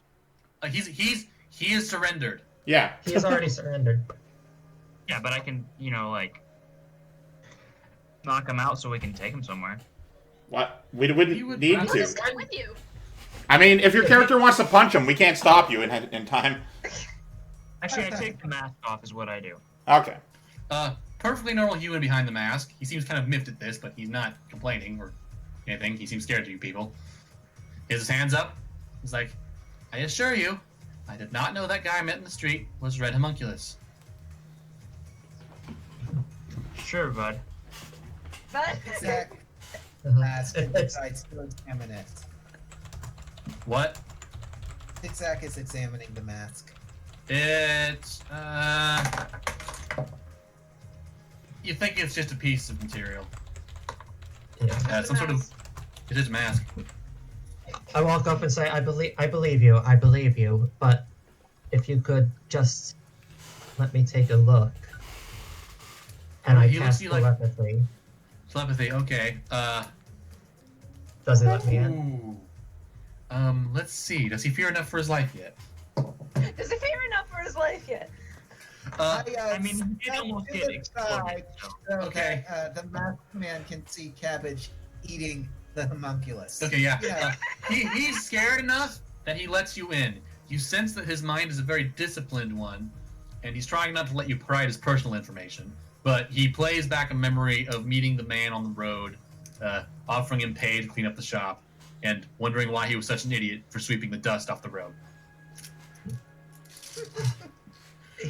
He's Which is honestly a sign. He's honestly kicking himself that he didn't think of that as a sign that something was up.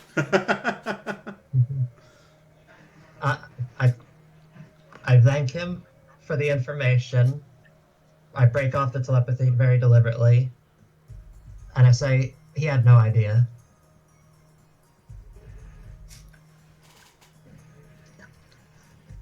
Righto. I walk away. Right there. My question is, will the town guard accept that? The masked guy is like, well, I don't know the town guard, so I won't be here very much longer. However, would you like some more ciphers? Well, actually, he doesn't call them ciphers. He doesn't know what they call you. Would you like some more wares? Cypher? All right. Might as well if you're offering. Yeah, he'll give, first, to replace your 8-ball quintessence, the smart boomerang. It'll hit anything you want it to. Like, it'll make a chain reaction and come back to your hand before running out of enchantment. Okay. So, if you have like 20 enemies, it'll hit all of them in a row. Okay.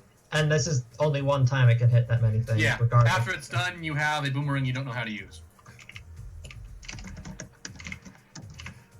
After that, a charm of environmental resistance. Put it on, you cannot take ambient damage for an hour. Who wants that? I mean, I think you pick, since we wouldn't know any of these inherently. Alright, well, once you touch them, you know. But, Blue, you have the environmental charm. Okay. Hey, Cabbage, What's up? you get summoned lightning bolt. Oh, I received lightning bolt. Yep. You want to summon a lightning bolt on someone? Go right ahead. How much damage? 8. Is it just an insta hit, or do I have to roll? It's an insta hit from the sky. All right. For Tick-Zack, you obtain the hand helper. If you wear this glove, you get another hand that'll float around you and do tasks for you for an hour. Okay. Bonus hand! And okay, so for Vivian, you get the strangest one. A potion that looks like it has stars in it. It's a wish potion. Ooh. Drink it, make a wish. I have no guarantees it'll turn out like you want. It's like an asshole genie. Yeah. Yeah.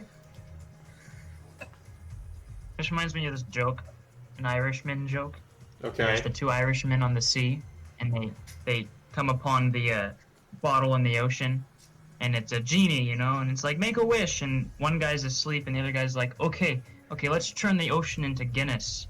So the genie turns the ocean into Guinness, and then the other guy wakes up, and he's like, there was a genie, and it had one wish, and you turned the ocean to Guinness. Are you stupid? And he's like, I thought it was a good idea. But yeah, it's a great idea, but where are we going to pee? Alright. Okay. All right. So I'm trying to Guinness, guys. we're coming up on 10 at 10, so I'm going to try to wrap this up. So, you take it back. Everyone gets $20, even though it's not bucks, it's coins. You can all put that on your sheets, I suppose. Or you can put it into group funds, but I've been informed that's not a great idea. You are given a room, but once you have this room, you remember suddenly that you have another place you can go to. Oh, are we able to Yes, go to that? You can remember instead of notes, focus on the nothing to return home. Focus on the fact that we don't vibrate. Yep. Mhm. All right. So, do you guys, while you're in your room, try to go back? I don't know about any of you, but I don't exactly like being whatever I am. So, yeah, Blue waits for their opinions, but his opinion is he wants to go back to the wherever place. But there's no fish back there. I'm with Stevens. Steven. Then why did you say Stevens? Regardless, That was I would like to walk on a normal number of legs for a while. I would like to go back. Exact arcs an eyebrow at the normal number of legs clip. Cabbage will agree with me. Eyebrow. You don't have anywhere near enough legs, man. You need like 10 more. But you'll agree 2 is too few. I don't know, I've never had 2 legs. Exact. I have tried to experimentally stand up on only 2 vine things, and I'm just like, huh. And then I swap back down to the normal congealed form that I have. Yep, that was definitely something that was going to happen. All right. So, Tic-Tac gives Vivian a look. Do you feel more comfortable here? I feel like I could be of use in this world, but I was enjoying my mountain away from people and civilization. I wouldn't mind going back. Whatever the group consensus is, Can we get back? you guys inherently feel like you have the vibration of nothing in your head. No issue. Are we able to bring, like, pillows and shit? You can bring anything you want, actually, as long as it's, like, able to be last on your person. Awesome. Let me rephrase my question. Can we go back to our original world? You notice that that's not possible, because the vibration that would let you go there doesn't exist in any of you. It's like you've all been wiped.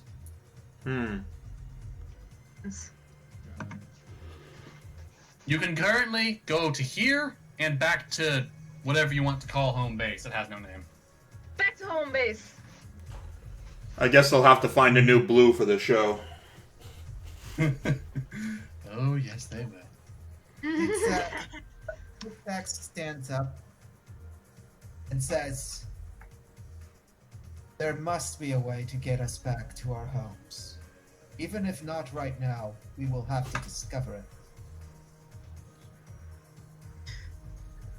I don't know, this seems a lot like home to me. Blue nods and sort of grabs an entire bed. Oh, this is mine! All right. Quintessence has kind of a distant look, but doesn't say anything. All right. So, does anyone initiate travel back? You don't have to focus on an object. You just focus on yourself. I'll do it. All right, Cabbage. Cabbage begins to focus. Yeah. Do we all have to travel back as one, or? It's possible to travel without all of you, but I will note that it takes a while. Oh, alright. Do we know this, our characters? You didn't know it earlier, but once you start trancing now, you notice that time starts passing much faster. Gotcha.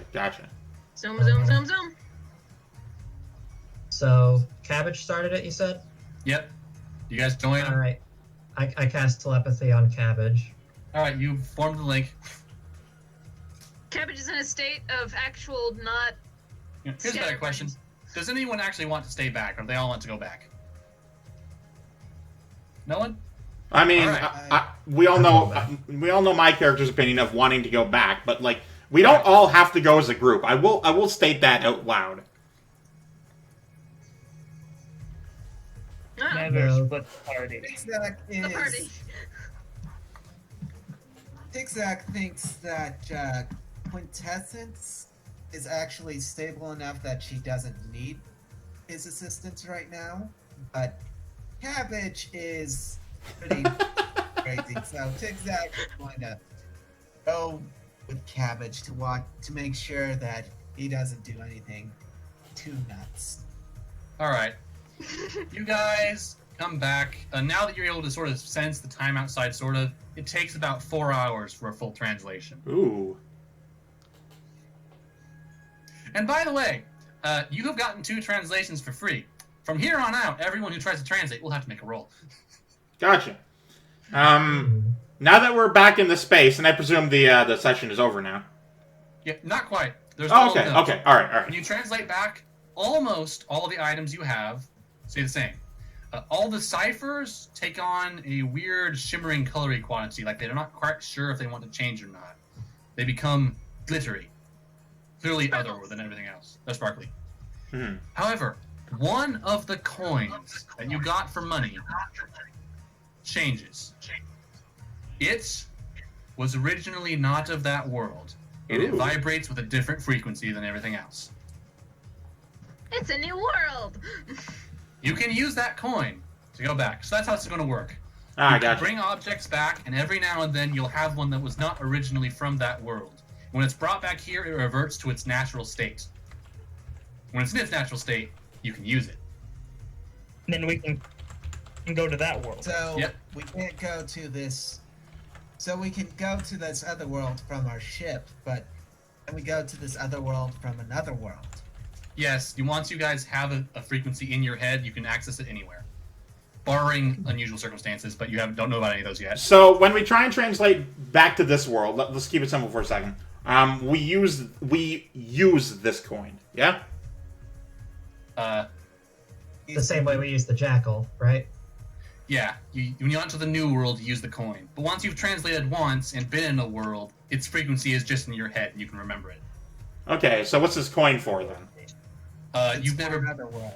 Yeah, when you brought it back, it shifted to some sort of weird Oh, gotcha. It's like sliders then. technical... It was Okay. not originally from Arden. It was taken Cool. there some other way. Okay. When you brought it back, this home base of yours reverted it to its base state. Which is now usable by you. This is how we're going to run into new characters?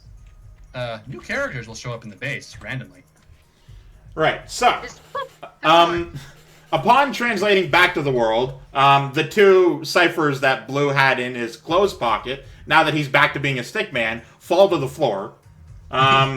He sort of like, he puts down the bed he was carrying, including mattress, box spring, all that shit. He was holding it the whole time.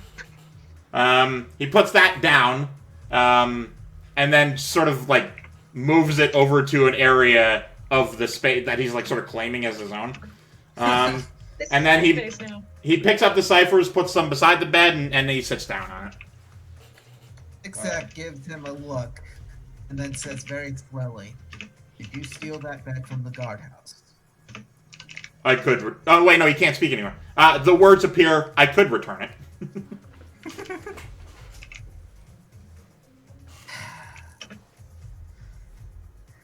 Anyway, I'm going to end the session there. If you guys want to continue your dinking off, well, guess what? There's a channel. for Languid. that. There's a channel for that. Where's the Someone channel get for out- that? There's a channel for that. There's an app for that. Okay, so you have Strangelets.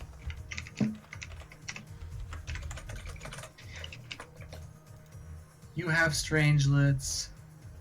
Looking for everyone else. Is that a disease? It's the role you can use to get to talk to this chat. Oh. Strangelets.